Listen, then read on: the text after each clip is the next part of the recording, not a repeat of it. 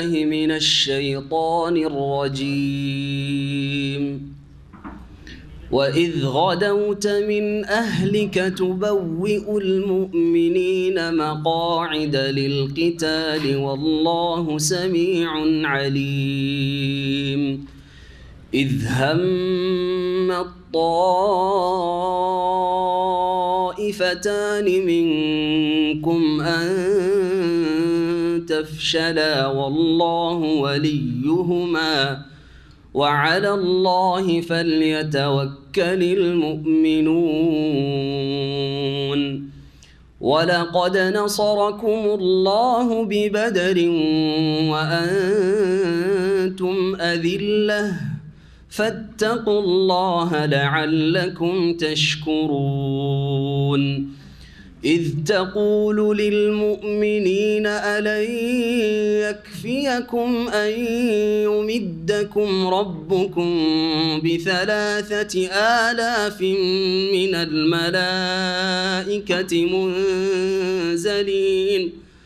بلى إن تصبروا وتتقوا ويأتوكم من فورهم هذا يمددكم ربكم ب5,000 من الملائكة مسومين.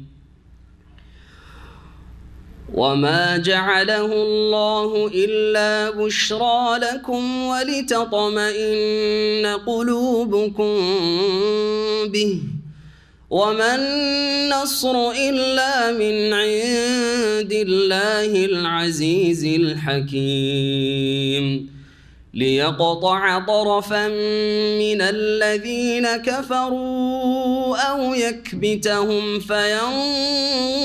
فينقلبوا خائبين.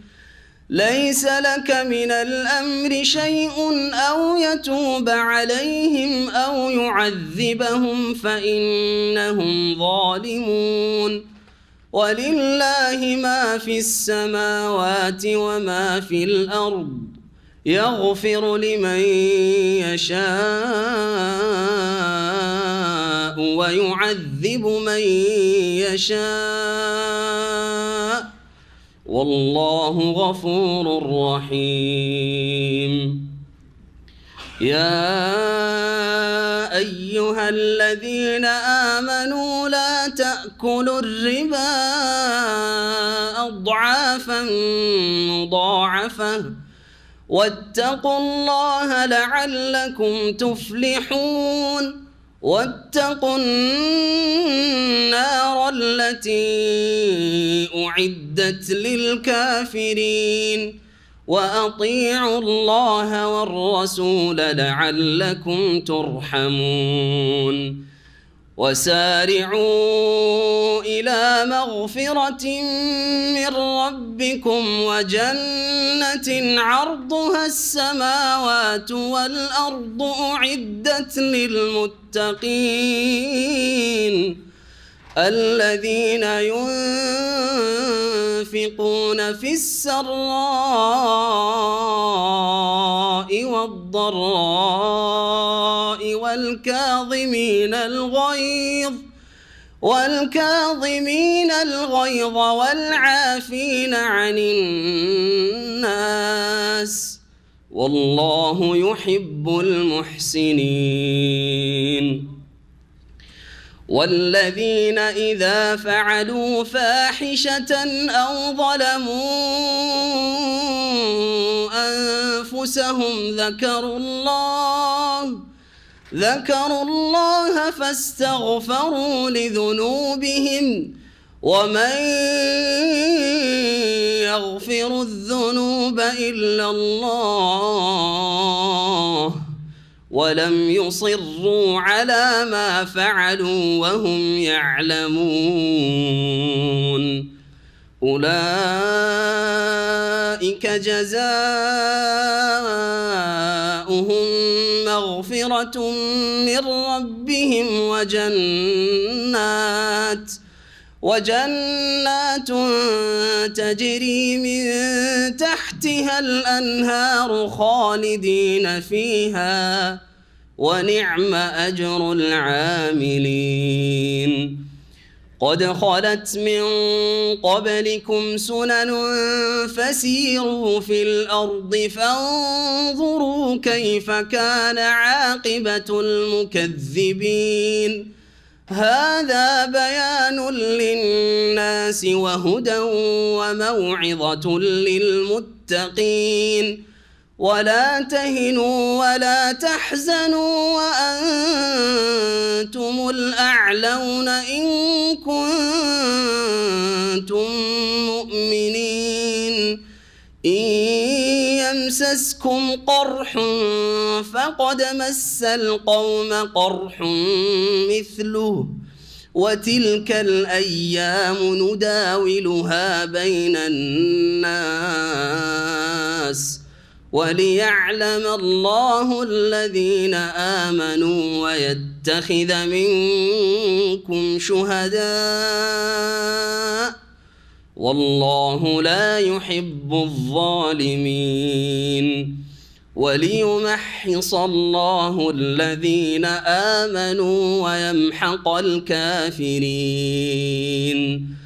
أم حسبتم أن تدخلوا الجنة ولما يعلم الله الذين جاهدوا منكم ويعلم الصابرين ولقد كنتم تمنون الموت من قبل أن تلقوه فقد رأيتموه وأنتم تنظرون وما محمد إلا رسول قد خلت من قبله الرسل أفإن مات أو قتلا انقلبتم على أعقابكم ومن ينقلب على عقبيه فلن يضر الله شيئا وسيجزي الله الشاكرين وما كان لنفس أن تموت إلا بإذن الله كتابا مؤجلا ومن يرد ثواب الدنيا نؤته منها ومن يرد ثواب الآخرة نؤته منها وسنجزي الشاكرين وكأي من نبي قاتل معه ربيون كثير فما وهنوا لما أصابهم في سبيل الله وما ضعفوا وما استكانوا والله يحب الصابرين وما كان قولهم إلا أن قالوا ربنا اغفر لنا ذنوبنا وإسرافنا في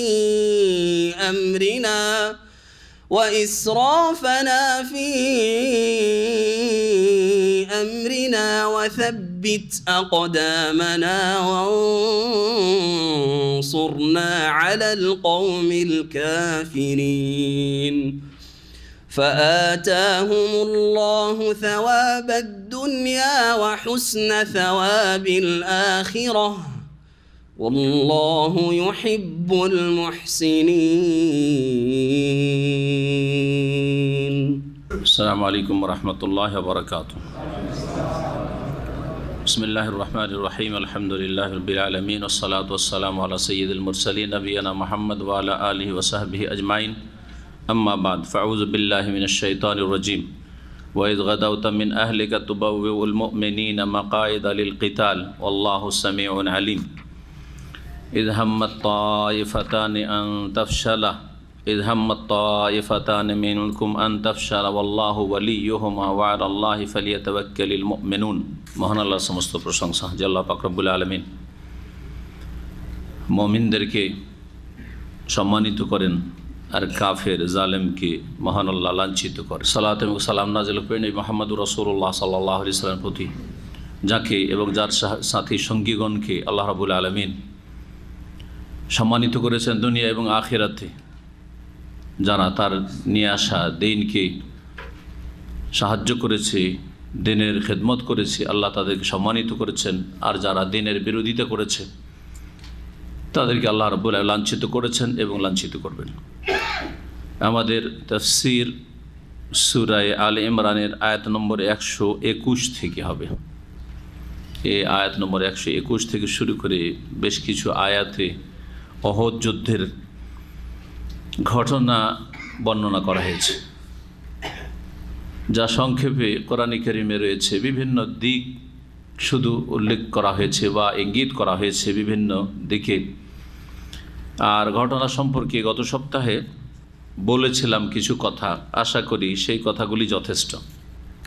উহুদ যুদ্ধ হয়েছিল 3য় হিজরিতে শাওয়াল মাসে। শাওয়াল মাসের কোন তারিখে এই নিয়ে ঐতিহাসিকদের দ্বিমত আছে। কেউ বলছে 15, কেউ বলছে 17, আর কোনো কোনো রওয়ায়াতে 6 শাওয়ালের কথা রয়েছে। আল্লাহু আলাম, সেটা বড় কথা নয় কখন ঘটেছে, কিন্তু রাসূলুল্লাহ সাল্লাল্লাহু আলাইহি ওয়াসাল্লামের জীবনে 3য় হিজরিতে উহুদের যুদ্ধ, উহুদ নামক যে প্রসিদ্ধ পর্বত রয়েছে মদিনা মুনাওয়ারার পাশেই, সেই উহুদের পাশেই এই যুদ্ধের ঘটনা, জিহাদের ঘটনা ঘটে। এই জন্য এই যুদ্ধকে বলা হয় গাজওয়াতে উহুদ বা উহুদের যুদ্ধ। উহুদ যুদ্ধের কথা সূরা আলে ইমরানের এই আয়াতগুলিতে বর্ণনা করা হয়েছে। পক্ষান্তরে বদরের কথা এখানে আনুষঙ্গিকভাবে রব্বুল আলামিন উল্লেখ করেছেন এই উহুদ যুদ্ধের ঘটনার মাঝখানে বিশেষ একটি উদ্দেশ্যে, যেটা ওই আয়াতটি আসবে তখন বলবো। আর আসল বদরের ঘটনা রব্বুল আলামিন বর্ণনা করেছেন সূরা আনফালে। সূরা আনফাল মূলত নাজিল হয়েছে বদরের যুদ্ধকে কেন্দ্র করে।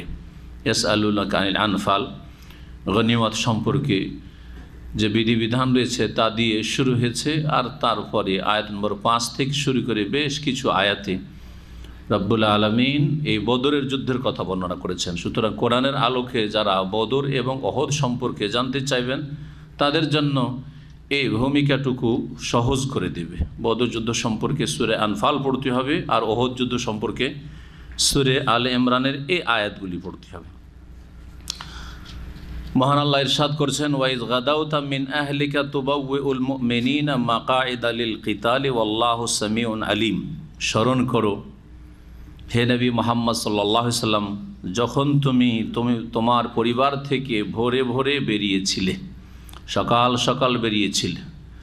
গাদা ইয়াগদু মানে হচ্ছে সকালে বের হওয়া, আর রাওয়াহ মানে হচ্ছে বিকালে কোথাও বের হওয়া।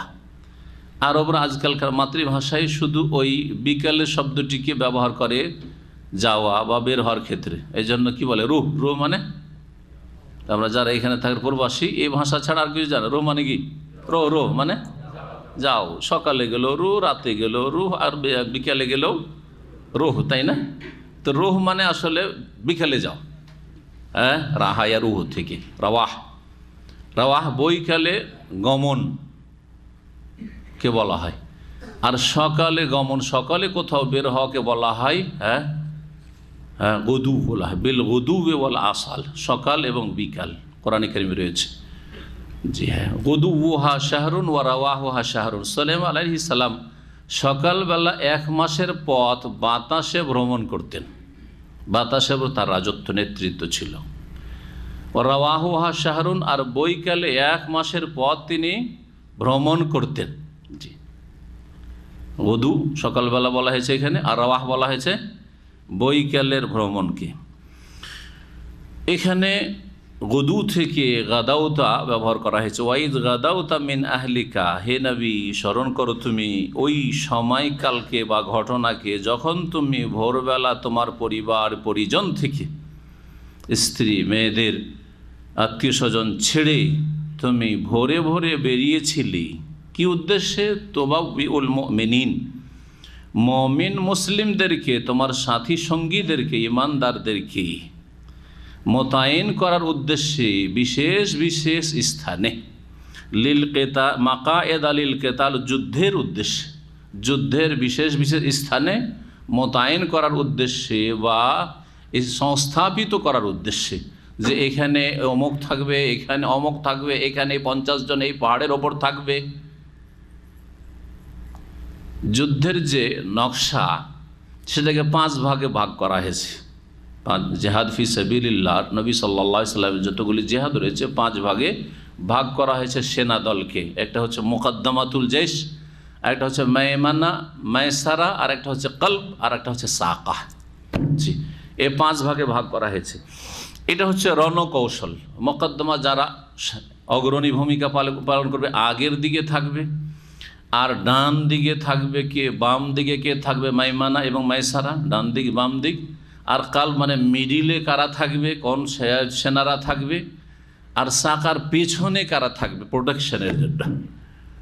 রব্বুল আলামিন নবী করিম সাল্লাল্লাহু আলাইহি ওয়াসাল্লামকে রণকৌশল শিখিয়ে দিয়েছেন, সবচেয়ে উত্তম রণকৌশল আল্লাহর শিক্ষা দেওয়া। এই কথা এখানে তুলে ধরা হয়েছে। তুবাউউল মুমিনিনা মাকায়েদা লিল কিতাল, যুদ্ধের জন্য বিশেষ বিশেষ জায়গায় তুমি মুমিনদেরকে কি করছিলে, মোতায়েন করছিলে। ওয়াল্লাহু সামিউন আলিম, আল্লাহ রাব্বুল আলামিন সর্বশ্রোতা, সব কিছুই শোনেন। যা তোমরা বলছিলে, যা বলে আল্লাহকে ডাকছিলে, দোয়া করছিলে, যা কিছুই বলছিলে তাও শোনেন।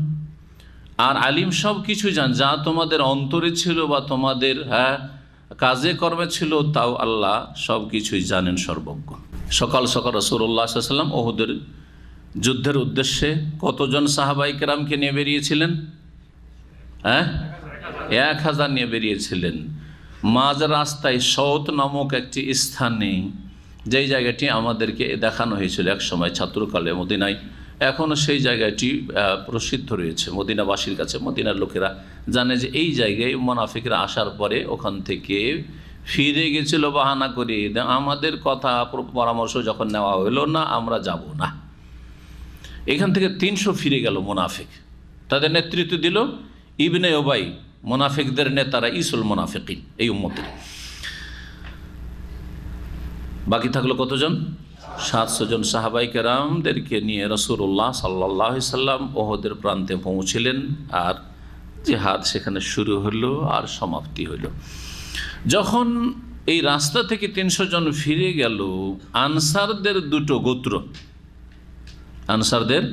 দুটো গোত্র এরা মনোবল হারিয়ে ফেললো যে হাই কি হইল, 300 কমে গেল, এমনি তো আমরা 1000, ওরা হচ্ছে 3000, আর 300 আবার কমে গেল, মাত্র 700, কি হবে? এরাও দ্বিধাদ্বন্দ্বে পড়ে গেল যে যাবো কি যাব না, গিয়ে সাকসেস হব কি হব না। মানুষ হিসাবে মনে দুর্বলতা আসতে পারে, এই রকমের উপক্রম হয়েছিল। আল্লাহ রাব্বুল আলামিন এই বিষয়টিকে তুলে ধরছেন 122 নম্বর আয়াতে। বলছেন ইয হাম্মাত তায়ফাতান মিনকুম, হে মুমিন মুসলিমরা, তোমাদের দুটো দল যখন হিম্মত হারিয়ে ফেলেছিল, মনোবল হারিয়ে ফেলেছিল, ইয হাম্মাত তায়ফাতান মিনকুম আন তাফশালা, ফাশাল মানে হচ্ছে মনোবল হারিয়ে ফেলা, আর হাম্মা মানে হচ্ছে উদ্দেশ্য করা। যখন তোমাদের দুটো দলের উপক্রম হয়েছিল মনোবল হারিয়ে দেওয়ার, আর আমরা দাঁড়াইতে পারবো না, জিততে পারবো না, এটা তাদের দুর্বলতাকে তুলে ধরা হয়েছে, তাই না? একটা দোষ ত্রুটির দিক তুলে ধরা হয়েছে। এতটুকু যদি আল্লাহ বলতেন তো একটা বড় দোষের কথা। দোষ এটা অন্তরে, আর মনোবল ভেঙে পড়া বা দুর্বল হওয়া এটা হচ্ছে অন্তরের বিষয়, যেটা অনেক সময় কাজে কর্মে কথায় প্রকাশ পায়, কিন্তু আসলে অন্তর দুর্বল হয় মানুষের, মনোবলের জন্য বলা হয়। কিন্তু আল্লাহর সাথে সাথে বলছে ওয়াল্লাহু ওয়ালিয়ুহুমা, তবে আল্লাহ এই দুটো দলের অভিভাবক, সহায়ক। ওলি মানে অভিভাবক, ওলি মানে হচ্ছে পৃষ্ঠপোষক, ওলি মানে হচ্ছে সহায়ক, সাহায্যকারী। আল্লাহ এদের কি, এই দুটো দলের সহায়ক। এই যে ওয়াল্লাহু ওয়ালিয়ুহুমা বলেছেন, এতে এই দুটো দলের সাহাবায়ে কেরামরা যারা ছিলেন, তারা এই আয়াত নাজিল হওয়ার পরে লজ্জিত হননি, খুশি হয়েছিলেন, আনন্দিত হয়েছিলেন।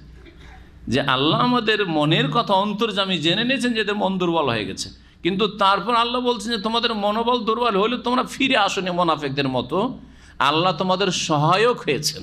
তার মানে আল্লাহ আমাদের সাহায্যে আছেন, আল্লাহ আমাদের ওলি, অভিভাবক।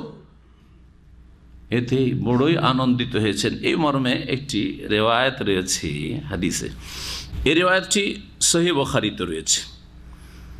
রাওয়াল বুখারী আন জাবের ইবনে আব্দুল্লাহ, জাবের রাদিয়াল্লাহু তাআলা আনসারীদের একজন ছিলেন, আর বাপ বেটা দুইজনে উহুদের যুদ্ধে শরীক হয়েছিলেন। জাবের যুবক মানুষ একেবারে, আর তার পিতা বয়স্ক মানুষ।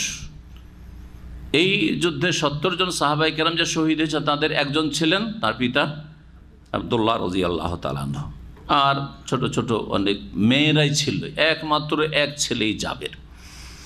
তার খুব সুন্দর ঘটনা রয়েছে এই বোনদের দেখাশোনার ক্ষেত্রে, এবং নবী করিম সাল্লাল্লাহু আলাইহি সাল্লাম বড়ই খেয়াল রাখতেন এই জাবের বোনদের বিয়ে শাদীর এই বিষয়ে। বলছেন জাবের রাদিয়াল্লাহু তাআলা আনহু, বলছে ফিনা নাজালাত, আমাদের এই আনসারি বংশদের ক্ষেত্রেই এই আয়াতটি নাজিল হয়। ইয হাম্মাত তায়েফাতান মিনকুম আন তাফশালা, হে আনসারীরা তোমাদের দুটো দল যে আওস আর খাজরাজ বা বানু হারেসা বানু সালমা, দুটি রিওয়ায়াত রয়েছে।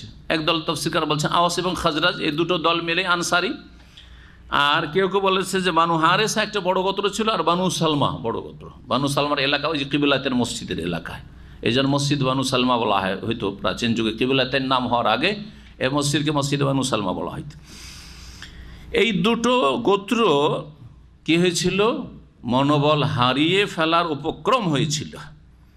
ওমা নহিব্য, তবে এটা আমাদের জন্য প্রীতিকর ছিল না যে আমাদের মনোবল হারিয়ে ফেলেছিলাম ওহদের প্রান্তে।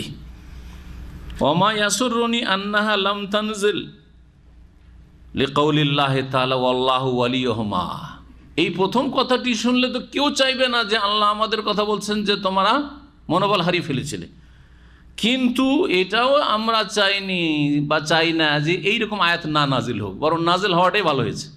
আয়াত নাজিল হওয়াটাই কি হয়েছে, ভালো হয়েছে। কিসের জন্য বলছেন যে কারণ আল্লাহ বলেছেন লিকাউলিল্লাহি তাআলা, কারণ মহান আল্লাহর বাণী ওয়াল্লাহু ওয়ালিয়ুহুমা, এই দুটো গোত্র আওস এবং খাজরা অথবা বানু সালমা বানু হারেসা, আল্লাহ তোমাদের সহায়ক।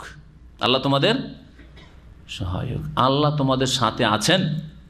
তাহলে আল্লাহ নিশ্চয়তা দিয়েছেন কোরআনে যে তোমাদের সাথে কি আছেন, আল্লাহ আছেন। এটা আমাদের জন্য প্লাস পয়েন্ট। ওয়ালাল্লাহি ফালিয়াতাওয়াক্কালিল মুমিনুন, যে কোনো পরিস্থিতিতে মুমিন মুসলিম যারা, তাদেরকে আল্লাহর ওপরই আস্থা ভরসা রাখা উচিত, আবশ্যক, আমরের শেখা নির্দেশ। মুমিনরা যেন আল্লাহর ওপরে কি রাখে, আস্থা ভরসা রাখে, সুখে থাকলেও দুঃখে থাকলেও, শক্তিশালী হলেও দুর্বল হলেও। মনোবল হারিয়ে ফেলা মুমিনদের উচিত নয়। ভরসা করতে হবে কার ওপর, আপনার কাজ, আপনার যতটা শক্তি আছে আপনার কাজ আপনি আদায় করে দেন, আর ভরসা কার ওপর করেন, ফালিয়াতাওয়াক্কালিল মুমিনুন, মুমিন যখন আল্লাহর ভরসা করেন। ওয়া আলাল্লাহি ফাতাওয়াক্কালু ইন কুনতুম মুমিনিন, ঈমানের শর্তই হচ্ছে যে মুমিন মুসলিম যদি হও তো আল্লাহর ওপরে একমাত্র ভরসা করা। এই জন্য ভরসা করা হচ্ছে গুরুত্বপূর্ণ অন্তরের ইবাদত। আল্লাহর উপর ভরসা করলে সেটি তৌহিদ আর ইবাদত হয়, আর আল্লাহ ছাড়া অন্য কোনো ব্যক্তি বা বস্তুর ওপর ভরসা এটা হচ্ছে শিরক। কেউ নিজের চাকরির উপর ভরসা, কেউ নিজের সুনামের ওপর, যোগ্যতার উপর ভরসা, শিক্ষাগত তার যে যোগ্যতা তার উপর ভরসা, তার যে ধন সম্পদ রয়েছে তার উপর ভরসা। অনেকে প্রবাস থেকে চলে যাচ্ছেন, বিদেশ থেকে দেশে চলে যাচ্ছেন, কিন্তু বলেন না যে আল্লাহ ভরসা। ঈমান না থাকার কারণে বা ঈমান সম্পর্কে অজ্ঞতার কারণে অথবা দুর্বলতার কারণে কি বলছেন, চিন্তা নেই, করে খাওয়ার মতো আছে। কিসের ভরসা হইল, ওই যে করে খাওয়ার মতো যেটা আছে ওর ওপর। কিন্তু আমরা অচেতনভাবে এরকম শিরকি কথা বলি। অসুবিধা নেই, মোটামুটি করে খাওয়ার মতো করে নিয়েছি, সে আর কোনো চিন্তা নেই। কিসের ভরসা হইল তাহলে? লা হাওলা ওয়ালা কুওয়াতা ইল্লা বিল্লাহ। তারপরে রব্বুল আলামিন বদরের কথা বলছেন, ওয়ালাকাদ নাসারাকুমুল্লাহু বিবদরিন, আল্লাহ রাব্বুল আলামিন নিঃসন্দেহে তোমাদের সাহায্য করেছেন বদরের প্রান্তে। ঘটনা ওহদের চলছিল, মাঝখানে বদরের কথা কেন বর্ণনা করলেন এই রহস্যটি বলি, তারপরে তাফসীর করছি। এই জন্যই যে বদরে হার হয়েছিল না জিত হয়েছিল? জিত হয়েছিল। সংখ্যা বেশি ছিল না কম ছিল? সংখ্যা কম, তারপরে কোনো ভালো অস্ত্র কিছুই নেই, হ্যাঁ, ঘোড়া তো নেই, উটের পিঠে কিছু পায়ে হেঁটে, আর অল্প সংখ্যক, মাত্র কতজন? 313-14 জন, তাই না? ওইদিকে কাফেরদের সংখ্যা 1000। এখানে অল্প সংখ্যায়, শক্তি কম, তারপরও আল্লাহ রাব্বুল আলামিন বিজয় দান করেছেন মুমিনদেরকে। এই বদরের কথা বলে আল্লাহ বলতে চাইছেন ওহদের, হ্যাঁ, মুজাহিদিনদেরকে, সাহাবাই কেরামগণকে, দেখো সংখ্যার ওপর এবং রণক্ষেত্রের যে শক্তি, এর ওপর ভিত্তি করে বিজয় হয় না। বিজয় কার পক্ষ থেকে? ওমান নাসরু ইল্লা মিন ইনদিল্লাহ। সাহায্য আসলে আকাশ থেকে নেমে আসে, সেখানে সাহায্যের ফয়সালা হয়, বিজয়ের ফয়সালা হয়। সংখ্যাগরিষ্ঠতা দিয়ে যদি বিজয় হতো তাহলে বদরে কখনো তোমরা জিততে পারতে না, আর 70 জন কাফেরকে হত্যা করতে পারতে না, কখনো হইতো না। তা আল্লাহ দেখিয়ে দিয়েছেন একটা নজির, কম সংখ্যা বিজয়ী। আবার সূরা তাওবাতে ওখানে আল্লাহ হুনাইনের কথা বর্ণনা করেছেন। কি জন্য বর্ণনা করেছেন? আল্লাহ বলছেন লাকাদ নাসারাকুমুল্লাহ ফি মাওয়াতিনা কাসীরা, নিঃসন্দেহে আল্লাহ তোমাদেরকে অনেক ক্ষেত্রে বিজয় দান করেছেন, সাহায্য করেছেন, অনেক জায়গায় সাহায্য করেছেন। ওয়া ইয়াউমা হুনাইনিন, এমনকি হুনাইনের দিনও শেষ পর্যায়ে সাহায্য করেছেন, কিন্তু প্রথমখানে তোমরা হারতে যাচ্ছিলে আর যুদ্ধের ময়দান ছেড়ে পালিয়েই গিয়েছিলে রাসূলুল্লাহ সাল্লাল্লাহু আলাইহি ওয়াসাল্লামকে ছেড়ে, একমাত্র কয়েকজন সাহাবায়ে কেরাম ছাড়া। অথচ সংখ্যা হুনাইনে কত ছিল জানা আছে? 10,000-এর বেশি, 10,000 বেশি। অধিকাংশ নিউ মুসলিম, নতুন নতুন মুসলমান হয়েছে। আর যাদের সাথে যুদ্ধ ছিল, যেসব কাফের, তারা তীর চালাতে এত পারদর্শী, এত পারদর্শী। হাওয়াজেন গোত্র, তায়েফ এবং মক্কার মাঝখানে এদের বসবাস, তায়েফের আশেপাশে এই হাওয়াজেন গোত্র, এরা তীর চালাতে বড়ই পটু ছিল।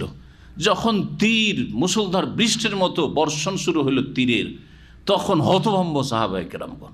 আর প্রথম মানুষকে পালাতে দেখলে আর থামতে পারে না মানুষ, ভালো মানুষও গড়বড় করে দেয়, তাই না? তো নিউ মুসলিমরা যখন পালাইতে শুরু করেছে, তখন ভালো মুসলিমরা দেখো আর তো কাম খারাপ, সবাই পালাচ্ছে মানে পালাইতে হবে, হোঁশ দিশা হারিয়ে ফেলেছেন।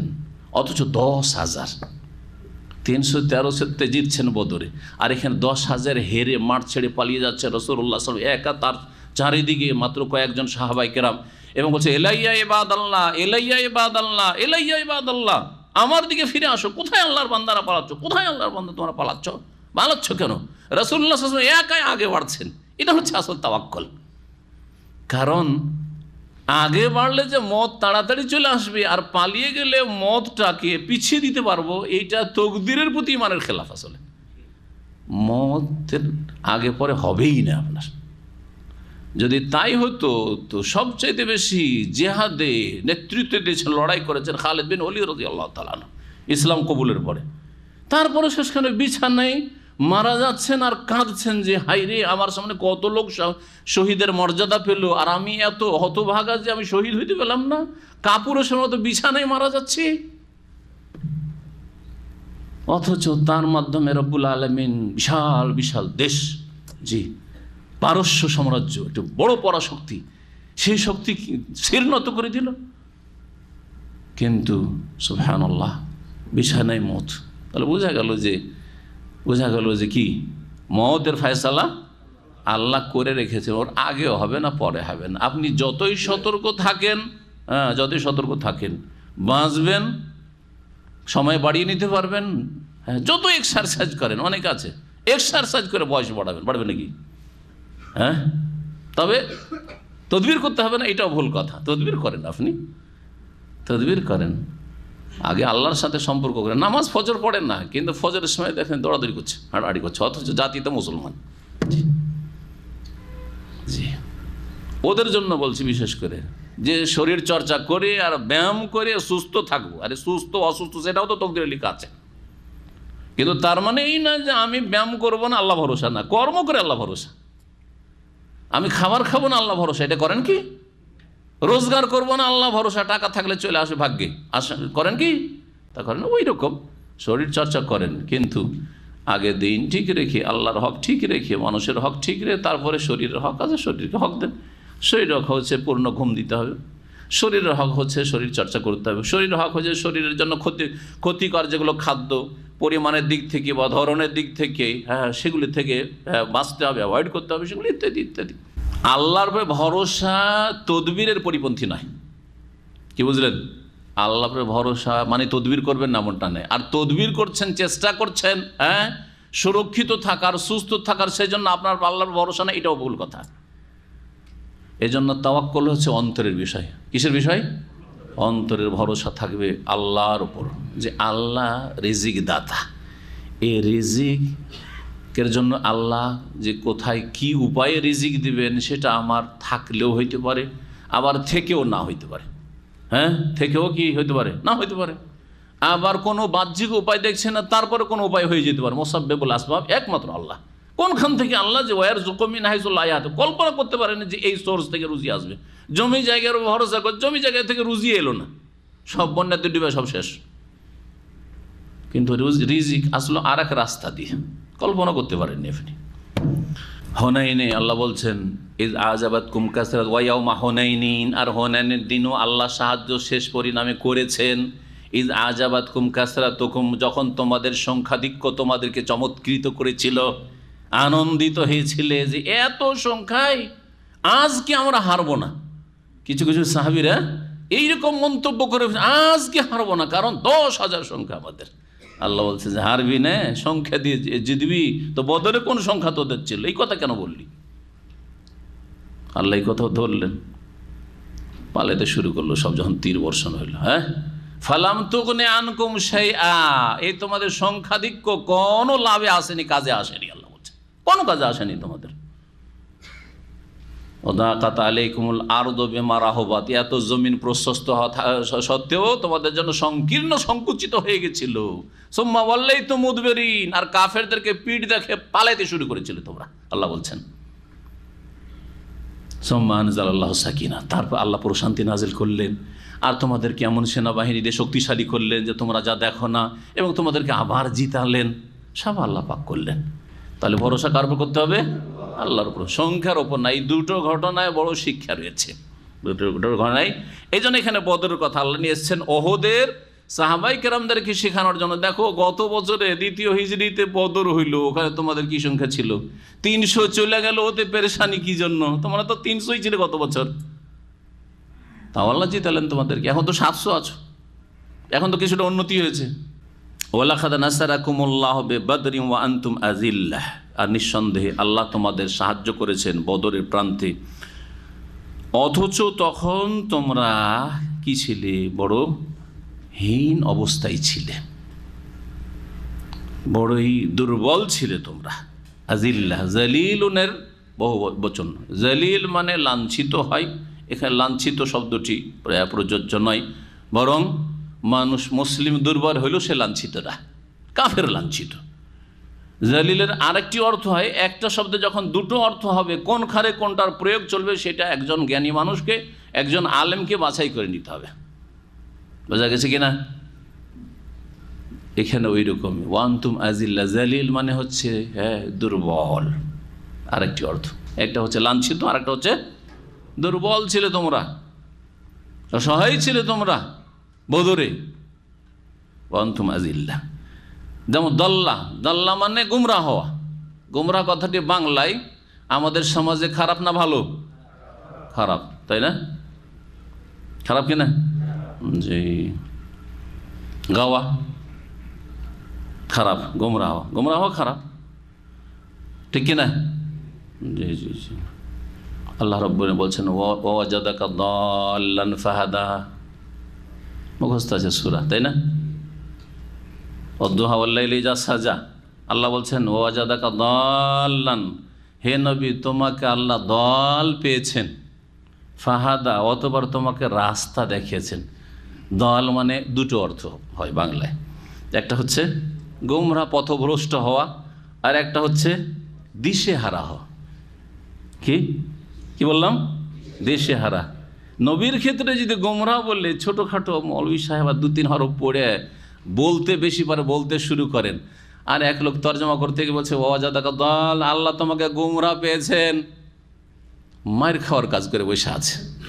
গ্রামবাসী চাই যে মারে ওর জুমার খুতবাতে। নবী গুমরা ছিল, হ্যাঁ নবী গুমরা ছিল, কত বড় কথা, ধরো এখন মারো, করবে না করবে না? তো দাল্লান মানে যদি বলেন নবী তোমাকে আল্লাহ দিশেহারা পেলেন, দিশেহারা ফাহাদা, তখন তোমাকে রাস্তা দেখালেন, যে রাস্তা দেখিয়ে দিলেন যে কোন রাস্তায় চলতে হবে, কোন রাস্তায় চলতে হবে। এটা ঠিক কিনা? নবী সাল্লাল্লাহু আলাইহি ওয়াসাল্লামের ওপর 40 বছর পর্যন্ত ওহী আসেনি, আর নিজের বংশধর জাতি, গোটা জাতি মুশরিক, কাবার চারিদিকে 360 মূর্তির পূজা, আর হাতে গোনা 2-3 জন 4 জন 5 জন গোটা মক্কার আশপাশ মিলে তারা তৌহিদে বিশ্বাসী, কিন্তু মুখ খুলে কথা বলতে পারে না। তারা শুধু প্রতিমা পুতুলের পূজা, মেলায় ওসবে যেত না, কিন্তু এগুলো করিও না এটা বলার সাহস নেই। ওই সময় রাসূলুল্লাহ সাল্লাল্লাহু আলাইহি ওয়াসাল্লাম ছোট থেকে ঘৃণা ছিল প্রতিমা পুতুল পূজা, শিরকের ওপর, কিন্তু রাস্তা কোনটা, আল্লাহকে পাবো কোন রাস্তায়, দিশেহারা ছিলেন। এই অবস্থাটিকে তুলে ধরা হয়েছে। গোমরা তো ছিলেন না, কখনো মূর্তি পূজা করতে যাননি, কখনো তাদের মেলায় যাননি, কখনো কোনো বাতিলের সাহায্য করতে যাননি, কখনো তাদের মেলা ঠেলা কোনো কিছুতেই যাননি, তিনি কোনো বাতিল অংশ নেননি। প্রাকৃতিকভাবে তিনি পবিত্র চরিত্রের মানুষ ছিলেন, কিন্তু দিশেহারা ছিলেন যে কোন রাস্তায় আল্লাহকে পাবো, কোন তরিকাতে আল্লাহকে ডাকবো, কিভাবে আল্লাহ সন্তুষ্টি অর্জন করব, কিভাবে সৃষ্টিকর্তার সন্ধান পাবো।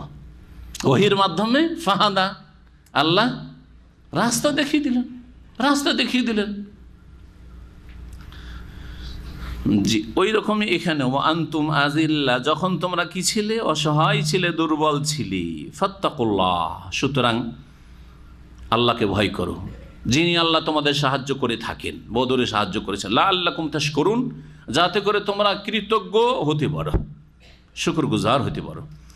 ইয তাকুলু লিল মুমিনিনা আলা ইয়াকফিয়াকুম আন ইউমিদ্দাকুম রাব্বুকুম বিসালাসাতি আলাফিন মিনাল মালাইকাতি মুনজালিন বালা ইন তাসবিরু ওয়া তাত্তাকু ওয়া ইয়াতুকুম মিন ফাওরিহিম হাযা ইউমদিদকুম রাব্বুকুম বিখামসাতি আলাফিন মিনাল মালাইকাতি মুসাওয়িমিন। এই আয়াতগুলিতে আল্লাহ রাব্বুল আলামিন ফেরেশতা আকাশ থেকে নামাবার কথা বলেছেন জিহাদের ময়দানে। প্রথম 3000 বলেছেন, আর তারপরের আয়াত নম্বর 125 বলছেন বেখামসাতি আলা 5000-এর কথা, 3000 আর 5000-এর কথা। সূরা আনফালের আয়াত নম্বর 9 আছে 1000-এর কথা। কত আছে? 1000 কথা। তাহলে আকাশ থেকে ফেরেশতা নামার পুরো বিষয়টা কোরআনে কারিমে যা উল্লেখ করা হয়েছে তা আপনাদের সামনে তুলে ধরলাম। এই যে এখানে 3 আর 5-এর কথা রয়েছে সূরা আল ইমরানে, এই বিষয়টির সম্পর্ক ওহদের সাথে নাকি বদরের সাথে? ওহদের সাথে হওয়ার সম্ভাবনা, কারণ আসল আলোচনা চলছে কি সম্পর্কে? ওহদ সম্পর্কে, তাই না? আর বদরের সাথেও এর সম্পর্কের সম্ভাবনা, কারণ একটু আগে 123 নম্বরে ওয়ালাকাদ নাসারাকুমুল্লাহু বেবদরিন, বদরের কথা কাছে আলোচনা হয়েছে। তারপরে বলছেন, তারপরে আয়াত নম্বর 124 3000 এবং 5000-এর কথা। সেই জন্য তাফসীরকারদের দুটি মত হয়েছে, ইখতিলাফ, দ্বিমত হয়েছে। এই দ্বিমতটি ইমাম ইবনে কাসির রাহমাতুল্লাহ আলাইহির ভাষায় আপনাদেরকে শোনাই।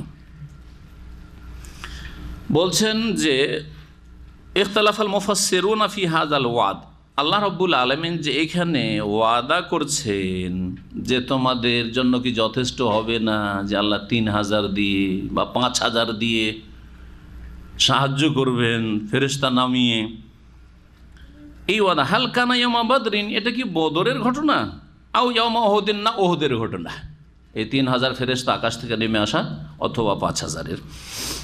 আলা কাওলাইন, দুটি মত রয়েছে। প্রথম মত হচ্ছে যে ইয তাকুলু লিল মুমিনিনা, এর সম্পর্ক হচ্ছে ওয়ালাকাদ নাসারাকুমুল্লাহু তার আগের আয়াতের সাথে, মানে কাছের আয়াতের সাথে, কাছের আয়াতের সাথে।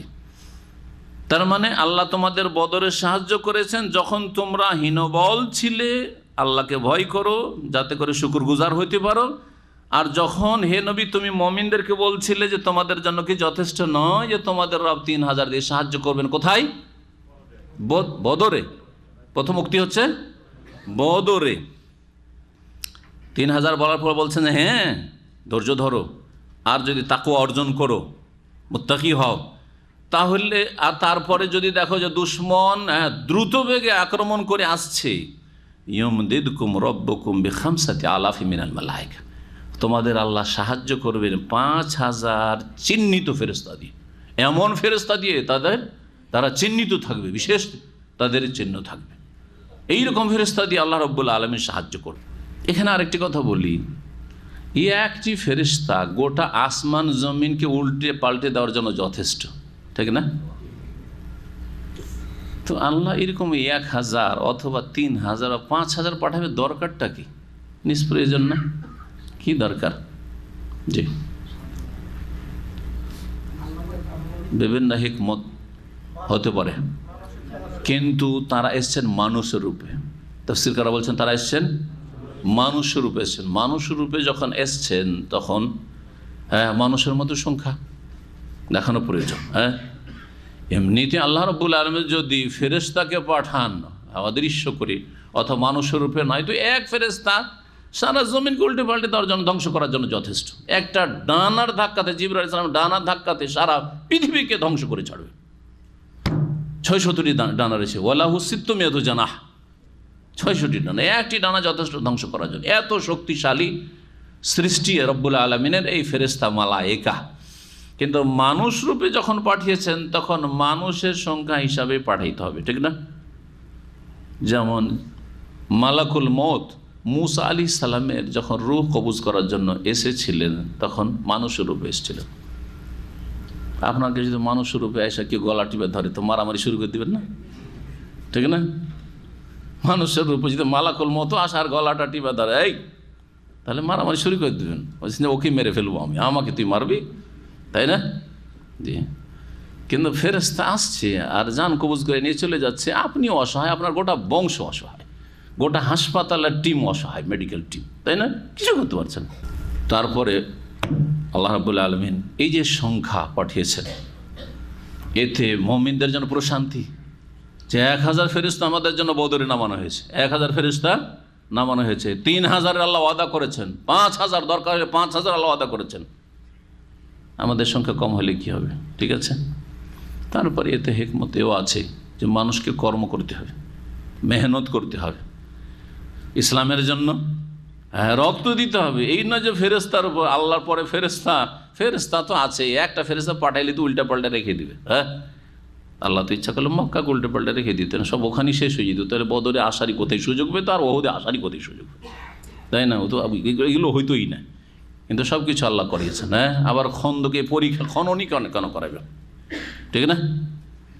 কিন্তু আল্লাহ চান যে মানুষ কর্মঠ হোক, মেহনত করুক, দেখাক তাদের কি এই ইসলামের জন্য অবদান আছে, হেসান আছে, কি করেছে ইসলামের জন্য, যে কি অংশ রেখেছে, কি ভাগ রেখেছে, যার ফলাফল সে পাবে।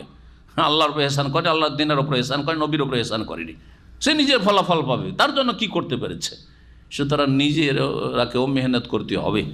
তো একটি উক্তি কি, যে এটা বদর সম্পর্কে বলা হয়েছে, বদরে আল্লাহ 1000 পাঠিয়েছেন, যেটা সূরা আনফালে, কিন্তু আল্লাহর বলছেন যে প্রয়োজনে 3000, এমনকি 5000ও আমি পাঠাবো, এই কথা বলেছেন।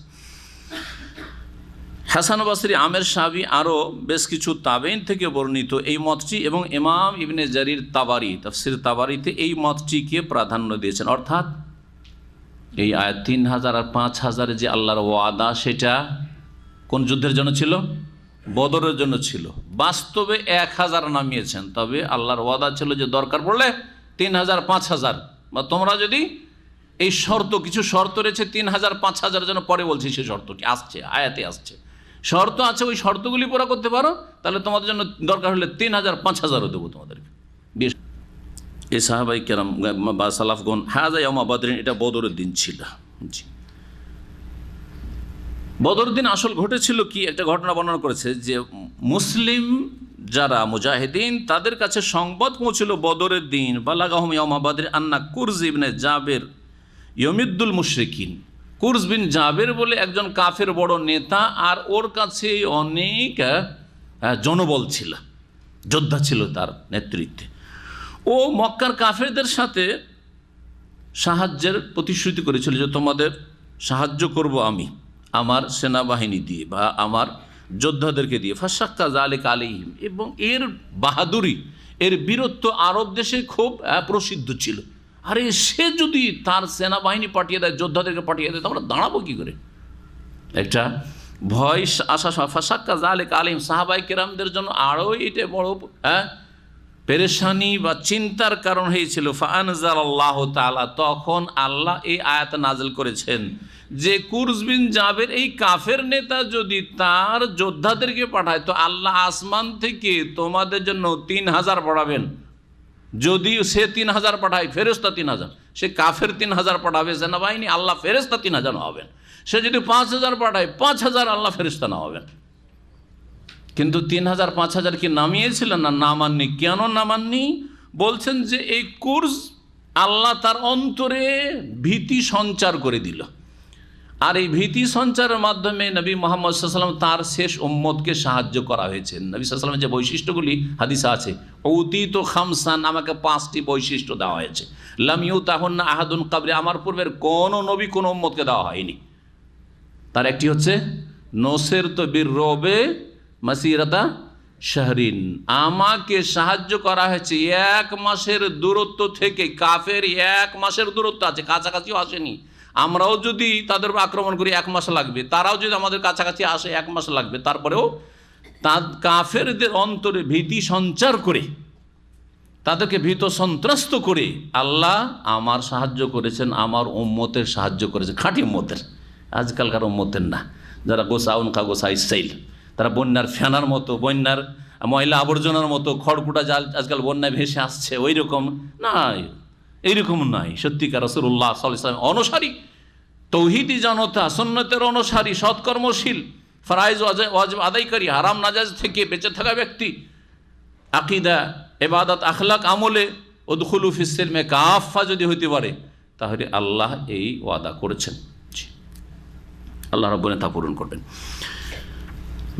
যে ভীতি সঞ্চার করবেন কাদের অন্তরে? কাফেরদের অন্তরে। আজকাল মুসলিমরাই ভীত, মুসলিম হচ্ছে ভীত। জি, অবস্থা পাল্টে গেছে, একবারে কোয়ালিটি পাল্টে গেছে, অবস্থা পাল্টে গেছে। ইমান ইসলামের কোয়ালিটি পাল্টে গেছে, সেজন্য অবস্থাও পাল্টে গেছে।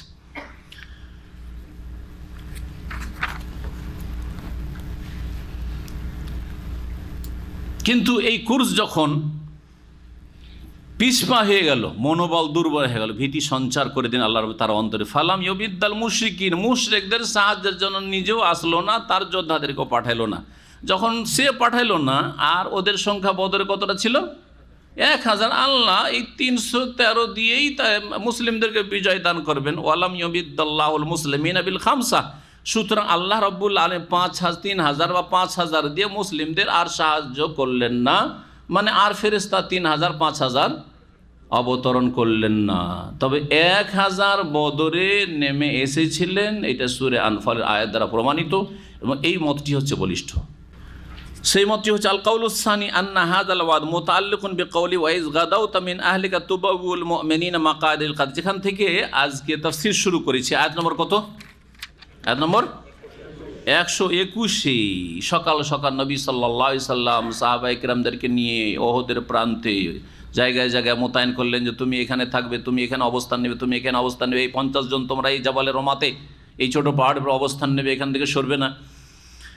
এই আয়াতের সাথে সম্পর্কিত হচ্ছে ইজ তাকুলু লিল মুমিনিন, এই ওহদের প্রান্তে হে নবী তুমি বলছিলে মুমিনদেরকে, আলা ইয়াকফিয়াকুম, তোমাদের জন্য কি যথেষ্ট হবে না, আইয়ুমিদ্দাকুম রাব্বুকুম বিসালাসাতি আলাফিন মিনাল মালাইকা মুনজালিন, যে 3000 ফেরেশতা নামিয়ে দিয়ে তোমাদের রব তোমাদের সাহায্য করবেন, এটা কি যথেষ্ট হবে না? তাহলে ওহদ সম্পর্কে আল্লাহ বলেছেন।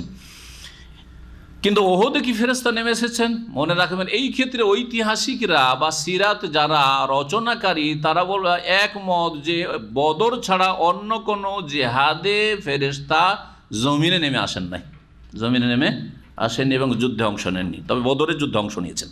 বলছেন ওয়াযালিকা ইয়াউমা উহুদ, এই ঘটনা ওহদের। ওয়ালাকিন লাম ইয়াহসুলিল ইমদাদু বিল মালায়েকা ইয়াউমাইজিন, তবে ওহদের দিনে মুসলিমদের ক্ষয়ক্ষতি হয়েছে, তারপরেও ফেরেশতা নামিয়ে আল্লাহ মদদ করেন নাই। নামাননি কেন? কেন বলছেন? যে কারণ আল্লাহ এই আয়াতে বলেছেন, বালা শোনো, ইন তাসবিরু ওয়া তাত্তাকু, যদি তোমরা ধৈর্য ধারণ করো। এক শর্ত হচ্ছে ধৈর্য ধরতে হবে। তোমাদেরকে বলা হয়েছে 50 জনকে যে তোমরা ধৈর্য ধারণ করে এই পাহাড়ের ওপর অটল থাকো। আমরা হারি, জিতি, লাশ পড়ে আছে আমাদের, পাখিতে নুচে নুচে খাচ্ছে, তারপরে তোমরা নিচে নামবে না। ধৈর্য ধরেছিল?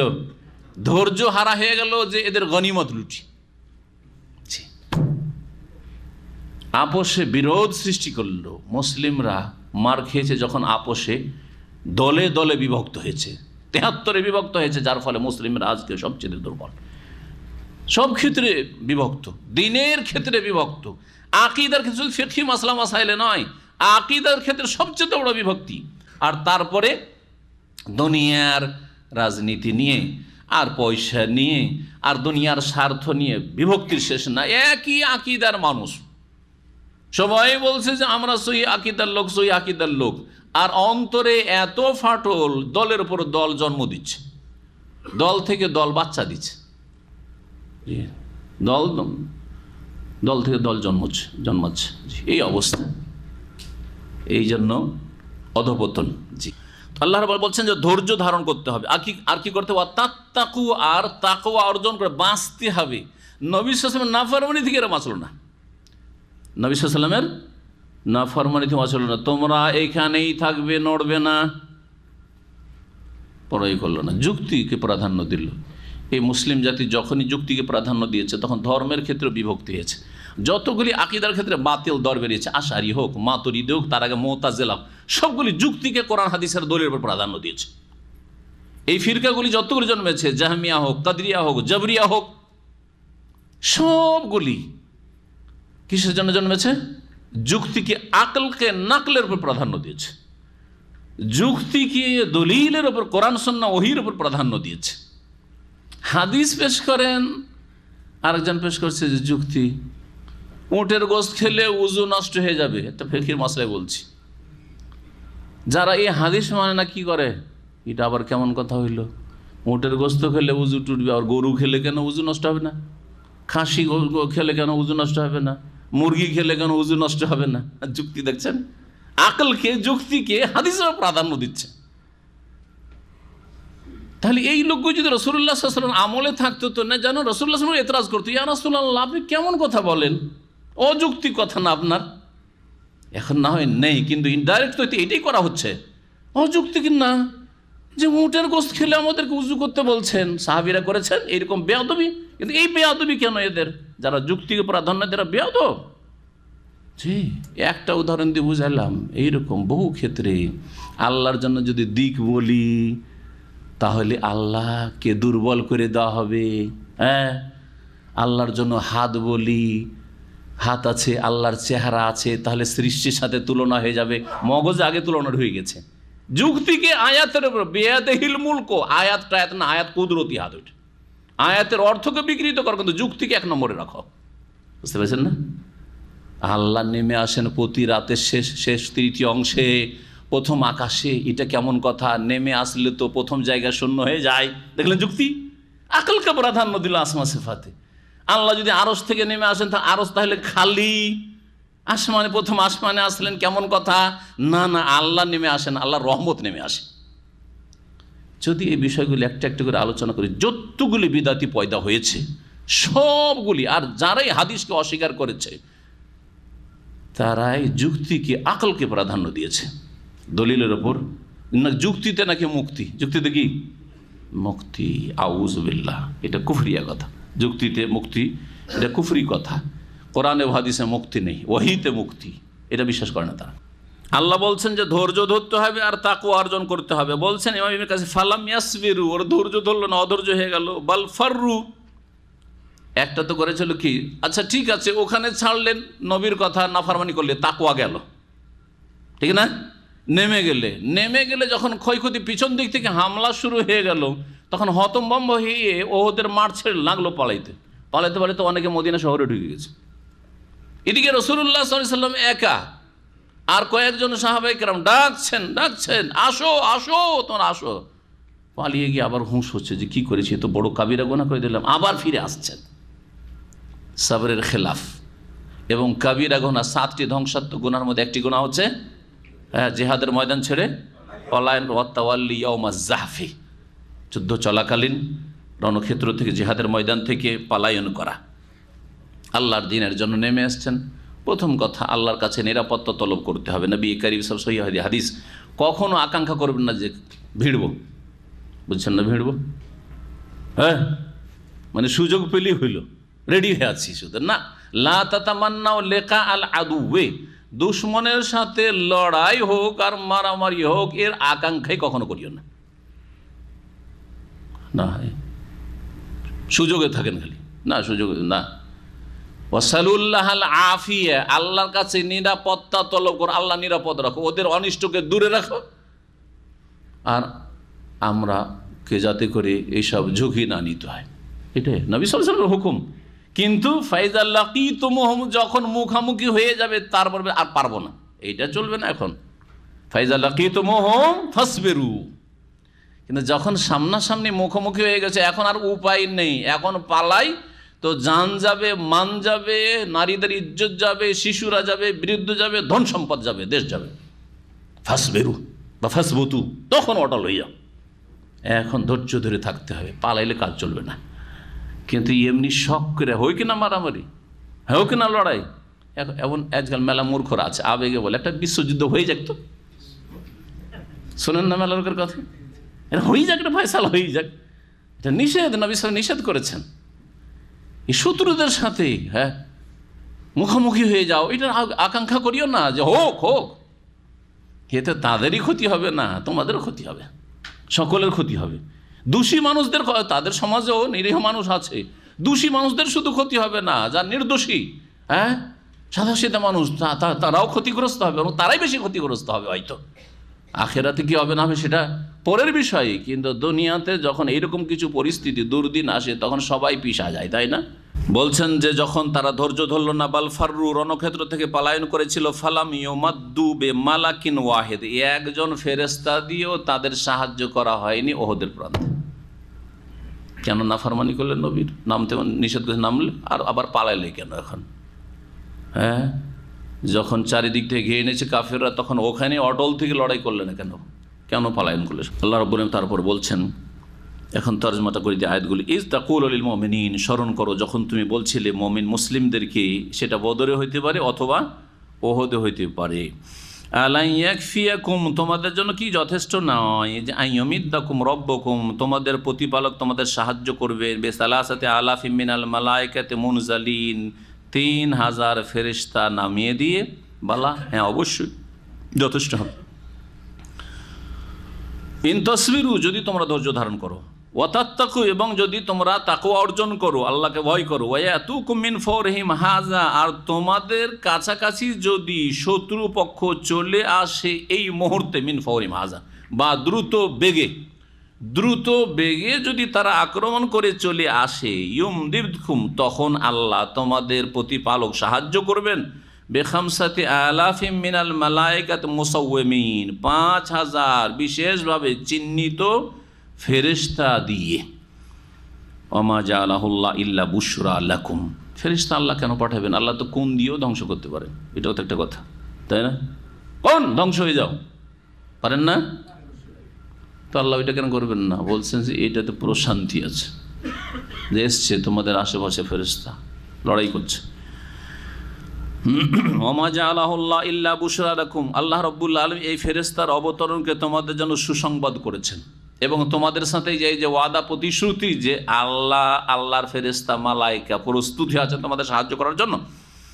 ওয়ালিতাতমাইন্না কুলুবুকুম বিহি, এবং তোমাদের অন্তর এর মাধ্যমে প্রশান্তি লাভ করে। ওয়ামান নাসরু ইল্লা মিন ইনদিল্লাহিল আজিজিল হাকিম, আর সত্যিকার অর্থে সাহায্য একমাত্র সেই মহান আল্লাহর পক্ষ থেকে আসে, যিনি আল আজিজ, মানে যে মহাপরাক্রান্ত, জি, বা সর্বজয়ী, সব কিছুর উপর জয়ী, আর আল হাকিম, যিনি প্রজ্ঞাময় বা বিজ্ঞানময়, যার প্রত্যেকটি সৃষ্টিতে এবং আদেশ নিষেধে হেকমা রয়েছে, রহস্য রয়েছে। আল্লাহ রাব্বুল আলামিন এই হক বাতিলের লড়াই কেন করিয়েছেন? বিনা লড়াইয়ে তো আল্লাহ রাব্বুল আলামিন মুসলিমদেরকে ওপরে উঠিয়ে দেন, কাফেরকে ধ্বংস করে দিতে পারতেন। জি, একটা বাতাস দিয়ে তো কাফেরগুলোকে যখন কিয়ামতের কাছাকাছি, এমন হবে যে একটা বাতাস যাতে শত লোকরাকে উঠিয়ে নেওয়া হবে, কারণ আজাব যাতে কিয়ামতের আজাবটা শুধু কাফেরদের উপর হয়, বেদিনদের উপর হয়। জি, যারা দিনকে হারিয়ে ফেলেছে তাদের উপর। তো ওই রকম একটা ওই রকম আজাবের বাতাস দিয়ে তো কাফেরগুলোকে সবকে শেষ করে দিতে পারতেন, যে আরব মরুভূমিতে জাজিরা আরবে একটা কাফের রাখবো না। আল্লাহ করেননি কেন? জি জি, হক এবং বাতিল লড়াই সবসময় থাকবে, এবং এতে আল্লাহ রাব্বুল আলামিন লাঞ্ছিত করতে চান ওদেরকে। কিছু লোক বেঁচে আছে তাদের, আর কিছু লোক গেল, এতে লাঞ্ছিত হোক, ঠিক না? 70 জন যখন বদরের প্রান্তে কাফের নিহত হইল, কত বড় লাঞ্ছনা এটা মক্কার কাফের নেতাদের জন্য এবং কাফের নেতাদের আত্মীয় স্বজনদের জন্য, যে হাইরে হাইরে কি হইল, হাইরে আমাদের মাটিতে মিশে গেল আমরা। ওর প্রতিশোধমূলক তো তারা ওহদে হাজির হয়েছিল, কিন্তু আলহামদুলিল্লাহ সংখ্যার দিক তো আল্লাহর হিকমত ছিল, সংখ্যার দিকটা পূরণ করে তারা গর্ব করেছিল যে আমরাও 70 জন, এই আগের 70 জন আমাদের মেরেছে, ওর বদল 70 জন আমরাও মেরে দিলাম। কিন্তু তারপর আল্লাহ সাকসেস করেননি। এইরকম কিছু আল্লাহ করেন, তাতে হিকমা রয়েছে এবং আমাদের কিছু দোষেরও বিষয় রয়েছে। এই একটা দোষ, সামান্য দোষের কারণে যদি এই ক্ষয়ক্ষতি হয়, তো আজকে মুসলিম জাতি কত দোষে জর্জরিত আর কত পাপে ডুবে আছে, তাহলে কি দশা আমাদের। আল্লাহ তো রহম করেছেন আমাদের ওপর, যে এখন আমরা আছি পৃথিবীতে, আলহামদুলিল্লাহ। আল্লাহ যেন আমাদের রহম করেন। বলছেন যে উদ্দেশ্য হচ্ছে লিয়াক্তা তারাফান মিনাল্লাযিনা কাফারু, কাফেরদের একটি দলকে, তারাফান মানে একটি দল, তায়েফাতান, কাফেরদের একটি দলকে যারা এই কুফরি নেতৃত্ব দিচ্ছে, নিশ্চিহ্ন করে দিতে চায় ইসলামকে, মুসলিমকে, এই দলটিকে আল্লাহ কি করতে চান? এই দলটি শিকড় কেটে দিতে চান, কাতা শিকড় কেটে দিতে চান, একবার নিশ্চিহ্ন করে দিতে চান। আও ইয়াকবিতাহুম, আর যদি নিশ্চিহ্ন নাও করেন তো তাদেরকে আল্লাহ লাঞ্ছিত অপদস্থ মাটিতে মিশিয়ে দিতে চান, থাকলে একবার লাঞ্ছিত হয়ে থাক। ফায়ানকালিবু খাইবিন, সুতরাং তারা ফিরে যাবে এই রণক্ষেত্রে থেকে ব্যর্থ হয়ে, অকৃতকার্য হয়ে। লাইসা লাকা মিনাল আমরি শাইউন আও ইয়াতুবা আলাইহিম আও ইউআযযিবুহুম ফাইন্নাহুম যালিমুন। এই আয়াত নাযিল হয়েছিল, তার শানে নুজুল আছে। নবী করিম সাল্লাল্লাহু আলাইহি ওয়াসাল্লামের শারীরিকভাবে ক্ষয়ক্ষতি হয়েছিল ওহদের যুদ্ধে, জানা আছে আপনাদের। কি হয়েছিল? নবী সাল্লাল্লাহু আলাইহি ওয়াসাল্লামের দাঁত মোবারক শহীদ হয়েছিল, জি, আর মাথা জখম হয়েছিল, চেহারা মোবারক জখম হয়েছিল। ইবনে কামিয়া বা কুমাইয়া খবিস লানাহুল্লাহ, এই ব্যক্তি রাসূলুল্লাহ সাল্লাল্লাহু আলাইহি সাল্লামের ওপর আঘাত করেছিল। মাথায় যে লোহার বর্ম ছিল বা টুপি ছিল, আর শরীরে বর্ম ছিল, আঘাত করেছিল, যাতে রাসূলুল্লাহ সাল্লাল্লাহু আলাইহি ওয়াসাল্লামের মাথা আহত হয়, জখম হয়, মাথা থেকে প্রচণ্ড রক্তক্ষরণ হয়, মুখমণ্ডল চেহারায় আঘাত হয়, আর তারপরে দাঁতও শহীদ হয়। আর এছাড়াও বিভিন্ন ঘটনায় মুসলিমরা ক্ষতিগ্রস্ত হয় কাফেরদের হাতে, নবী সাল্লাল্লাহু আলাইহি সাল্লাম। এইটা তো প্রসিদ্ধ ঘটনা, এছাড়াও আরও প্রসিদ্ধ ঘটনা রয়েছে, যেই ক্ষেত্রে কেউ কেউ বলছেন আয়াত নাজিল হয়েছে, কিন্তু এখানে যখন আলোচনা এসছে ওহদের যুদ্ধের, তো এই ঘটনা পরিপ্রেক্ষিতে আয়াত নাজিল হয়। আর ঘটনা ঘটে 70 জন সাহাবাই কেরামকে রাসূলুল্লাহ সাল্লাল্লাহু আলাইহি সাল্লাম এক জায়গা পাঠিয়ে, সেখানে বীরে মৌনাই ধোকা দিয়ে নিয়ে গিয়ে, কারি তারা হাফেজে কোরআন সব ছিল, হাফেজে কোরআন আলেমে দ্বীন ছিল। ওই এলাকার লোকেরা মিথ্যা কথা এসে মদিনায় বললো যে ইয়া রাসূলুল্লাহ, আমরা তো মুসলমান হয়ে গেছি, তো আমাদের তো কিছু শিক্ষা দীক্ষা নেই, আর সবাই তো আসতেও পারবে না মদিনায়, আমরা অনেক দূরে থাকি, তো একটা দল যদি পাঠিয়ে দেন আপনার সাথী সঙ্গীদের, ওদেরকে কোরআন শিক্ষা দিবে, দিনেরা মাসলা মাসাইল বিধিবিধান শিখাবে, আমরা তো কিছু জানি না। নবী সাল্লাল্লাহু আলাইহি সাল্লাম গায়েব জানতেন তো পাঠাইতেন। 70 জন সাহাবায়ে কেরাম হাফেজে কোরআন আলেমে দ্বীন, তাদেরকে পাঠিয়ে দিলেন, যাও, যাদেরকে কোররা বলা হতো, ওই যুগে কোররা বলা হতো ওলামাদেরকে, কোররা সাবিনা মিনাল কোররা, 70 জন সাহাবায়ে কেরাম পাঠিয়ে দিলেন বেছে বেছে, যে তোমরা কোরআনের শিক্ষা দিবে, দিনের শিক্ষা দিবে। সেখানে গিয়ে রাস্তায় নিয়ে গিয়ে ওরা আগে থেকে উৎপেতে বসেছিল, রাস্তায় নিয়ে গিয়ে আক্রমণ করে এমনভাবে মারল, সবগুলি শেষ হয়ে গেল। একজন কোনো রকম করে পালিয়ে আসেন, আবার যিনি পালিয়ে বেঁচে আসেন তিনি ছিলেন খোড়া মানুষ, খোড়া মানুষটি বেঁচে এসছে, আর যারা সুস্থ সবল ছিল সবাই মারা গেছে। এতে থেকেও শিক্ষা আছে যে আল্লাহ ইচ্ছা করলে খোড়াটাকে বাঁচিয়ে দিতে পারে, ঠিক না? গায়ে জোর আছে মরেই আমি মেলা দিন বাঁচবো, এটা কথা না, তাই না? যে খোঁড়াটাই কোনোরকম করে বেঁচে আসছে, সে রাসূলুল্লাহ সাল্লাল্লাহু আলাইহি ওয়াসাল্লামকে খবর দিচ্ছে, ভাবছে যে রাসূলুল্লাহ সাল্লাল্লাহু আলাইহি ওয়াসাল্লাম জানেন না, তখন জানতেন না, জানার পরে যদি পাঠিয়ে দেন। যারা বেরেলভী বিদআতীরা বলছে নবী আলেমুল গায়েব, তো আলেমুল গায়েব যদি হন তা তো সব জানছে, যখন ওত পেতে বসে আছে বেশ কিছু লোক, আর এরা ডেকে নিয়ে যাচ্ছে ওখানে মারবে, হ্যাঁ, নীল নকশা করা আছে তাদের, তাহলে নবী সাল্লাল্লাহু আলাইহি ওয়াসাল্লাম খুনে ভাগ নিলেন না? বলেন, জানার পরে যদি আপনি কাউকে পাঠিয়ে দেন যে ওখানে ষড়যন্ত্র হবে আর পাঠিয়ে দিলেন, তাহলে আপনি খুনি না? আর একটা ঘটনা বলি, আমাদের কোনো দিন ভাইকে যদি বলেন ভাই চলেন অমুক জায়গায়, বাংলাদেশের অমুক জায়গাতে সব তৌহিদ আর সুন্নতের অনুসারী হয়ে গেছে, আর চলেন ওখানে করে দিন শিখাবার জানা, ওখানে গিয়ে সব মুশরিকদের দল বসে আছে, মজার পূজারীরা বসে আছে সব, আর যাওয়ার পরে তাকে মেরে ফেলে দিল, ধরেন আল্লাহ না করে এরকম হয়, তাহলে আপনি খুনি কিনা? জানছেন ওখানে যে ওই করে, আপনি ওদের পক্ষ থেকে এসেছেন, তাহলে খুনি কিনা? বা জানছেন ঘটনা যে এরকম কাজ হবে, তারপরে নিয়ে গেলেন, তো খুনি কিনা? আপনি একজন খুনি সেই খুনিদের। তো রাসূলুল্লাহ যদি আলেমগুলো আগে থেকে জানছেন যে এরা ডাকতেছে, এরা মুনাফিক, এরা মুসলমান হয়নি, প্রথম কথা। তারপরে ওখানে যে ওরা বলছে যে গ্রামবাসী এলাকাবাসী সব মুসলমান হয়েছে, ওরা কেউ মুসলমান হয়নি। নবী আলেমুল গায়েব জানছেন কিনা? জানার পরে পাঠাবেন, তাহলে বুঝা গেল যে নবী আলেমুল গায়েব নন। না হলে নবীর ওপর দোষ চাপিয়ে দেওয়া হবে যে ইয়া রাসূলুল্লাহ আপনি জেনে শুনে খুন করেন 70 জনকে, 69 জনকে। যখন আল্লাহ শাহাদাত চেয়েছেন, শহীদ হয়ে গেলেন, তার ঘটনা ঘটার পরে নবী সাল্লাল্লাহু আলাইহি ওয়াসাল্লামের কাছে ওহী আসছে। ওই সাহাবী, খোঁড়া সাহাবী মসজিদে নবীতে এসে বলছে ইয়া রাসূলুল্লাহ এরকম ঘটনা ঘটেছে। নবী সাল্লাল্লাহু আলাইহি ওয়াসাল্লামের চোখ দিয়ে ঝরঝর করে পানি প্রবাহিত, অশ্রু প্রবাহিত। তার আগেই ওহী দিয়ে আল্লাহ জানিয়ে দিয়েছেন যে এই 69 জনকে শহীদ করে দেওয়া হয়েছে। জি, এইরকম ঘটনাগুলি ঘটার পরে আর মক্কার এই কাফের নেতাদের জুলম অত্যাচারে নবী সাল্লাল্লাহু আলাইহি ওয়াসাল্লাম অসন্তুষ্ট হয়ে বদদুয়া করেছিলেন, নাম ধরে কিছু কিছু ব্যক্তির আর কিছু বংশের কিছু গোত্রের নাম ধরে, এবং এই ওহদে যারা রাসূলুল্লাহ সাল্লাল্লাহু আলাইহি ওয়াসাল্লাম সাহাবায়ে কেরামদের ক্ষয়ক্ষতি করেছিল তাদের জন্য বদদুয়া করেছিলেন। এই বদদুয়া সম্পর্কে আল্লাহ বলছেন দেখো তোমার এই অধিকার নেই যে তুমি বদদুয়া দিয়ে ধ্বংস করে দিবে। এত বড় বড় জালেমকেও আমি ইচ্ছা করলে হেদায়েত করতে পারি, ইচ্ছা করলে আমার রহমত দিয়ে কি করতে পারি? হেদায়েত করতে পারি। আল্লাহর হিকমত ছিল হেদায়েত করাই, এবং যেই গোত্র বংশগুলির জন্য নবী সাল্লাল্লাহু আলাইহি ওয়াসাল্লাম বদদুয়া করে সবগুলি পরে মুসলিম হয়ে গেছিল। তারা মুসলিম হয়ে গেল, তাদের প্রজন্মগুলো কিয়ামত পর্যন্ত কত যে লাখ লাখ হলো সবাই মুসলিম। এটা বেশি ভালো না ওই কয়েকজনকে ধ্বংস করে দেওয়াটা বেশি ভালো ছিল? তাই না? জি, এই জন্য সবসময় ধৈর্য ধারণ করতে হবে। রাসূলুল্লাহ সাল্লাল্লাহু আলাইহি ওয়াসাল্লামকেও আল্লাহ বলছেন যে তো চলবে না, একমাত্র আমার চলবে, একক আল্লাহ, আমি সব কিছুর মালিক। বেরেলভীদের আরেকটি শিরকি আকীদা হচ্ছে, বড় শিরকি আকীদা তাদের, যেহেতু বেরেলভীদের বড় আলেম হচ্ছে উর্দু ভাষী আহমদ রেজা খান, ওই জন্য তারা রেজবি বলে নিজেদের, বাংলাদেশে কি বলে? রেজবি। আর ভারতে ওদেরকে যেহেতু ওই বেরেলি শহরের লোক, সেই জন্য বেরেলভী বলা হয়। ওদের একটি আকীদা নবী নাকি মুখতারে কুল, কুল মানে সব কিছুই, আর মুখতার মানে সব কিছুর ক্ষমতাবান, সব কিছুর পুরো এখতিয়ার রাখেন, ক্ষমতা রাখেন, দুনিয়া আখেরাত সব নবী সাল্লাল্লাহু আলাইহি ওয়াসাল্লাম উঠে। নবী সাল্লাল্লাহু আলাইহি ওয়াসাল্লামের জান্নাত নিজের হাতে, জাহান্নাম নিজের হাতে, যাকে ইচ্ছা জান্নাত দেবেন, যাকে ইচ্ছা জাহান্নামে দেবেন। আর হেদায়েত নবীর হাতে, যাকে ইচ্ছা হেদায়েত দেবেন, যাকে ইচ্ছা গোমরা করবেন। নবীর যাকে ইচ্ছা রুজি দেবেন, যাকে ইচ্ছা রুজি দেবেন, আর সব কিছু নাকি নবীর হাতে। সব কিছু কার হাতে? নবীর হাতে। তো কাকে ধ্বংস করবেন, কাকে রাখবেন, ওইটা নবীর হাতে ছিল কিনা? বেরেলভী আকীদা মতো ওইটাও থাকা চাই, তাই না? তো নবী সাল্লাল্লাহু আলাইহি সাল্লামের দাঁত শহীদ হইল, আহত হইলেন, সাহাবায়ে কেরাম 70 জন এখানে ওহদে শহীদ হলো, অধিকাংশ সময় হতাহত হলেন। আর তারপরে নবী সাল্লাল্লাহু আলাইহি ওয়াসাল্লাম বদদুয়া করছেন আল্লাহর কাছে যে হে আল্লাহ এদেরকে ধ্বংস করো, এই কাফের নেতাগুলিকে ধ্বংস করো। আল্লাহ নিষেধ করছেন যে তোমার এখানে এখতিয়ার নেই, তোমার চলবে না। তার নবী কি মুখতারে কুল হইলেন? না, নবীকে যতটা আল্লাহ ক্ষমতা দিয়েছে ততটাই। সমস্ত ক্ষমতার মালিক একমাত্র আল্লাহ, একমাত্র আল্লাহ।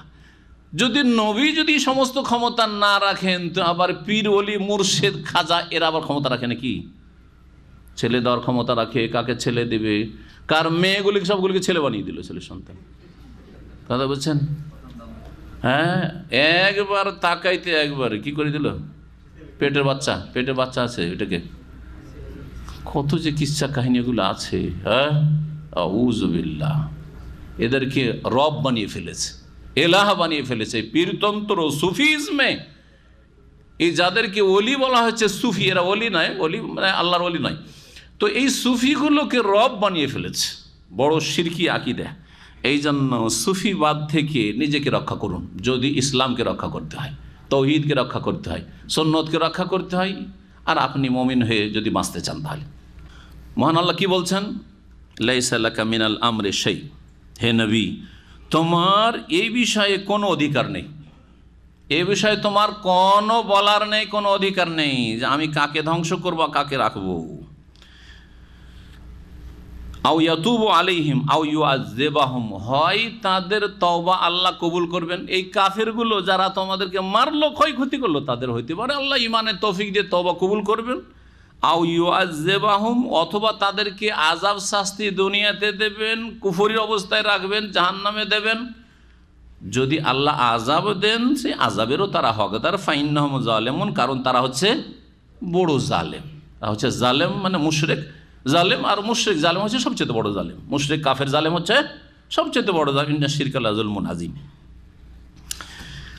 এই সম্পর্কে সহিহ বুখারীতে যে রিওয়ায়াতগুলি রয়েছে বলছেন যে আব্দুল্লাহ বিন উমর রাদিয়াল্লাহু তাআলা বর্ণনা করছেন, সামিয়া রাসূলুল্লাহ সাল্লাল্লাহু আলাইহি ওয়াসাল্লাম ইয়াকুল, রাসূলুল্লাহ সাল্লাল্লাহু আলাইহি ওয়াসাল্লাম এক মাস ধরে কুনুতে নাজিলা করেছে। কুনুতে নাজিলা বুঝেন? কুনুতে নাজিলা কাকে বলে? কে বলতে পারেন? একটা হচ্ছে কুনুত, ওটা বেতরের কুনুত, শুধু কুনুত মানে বেতরের কুনুত। আর একটা হচ্ছে কুনুতে নাজেলা। নাজেলা মানে কোনো কিছু নেমে আসা। কি নেমে আসা?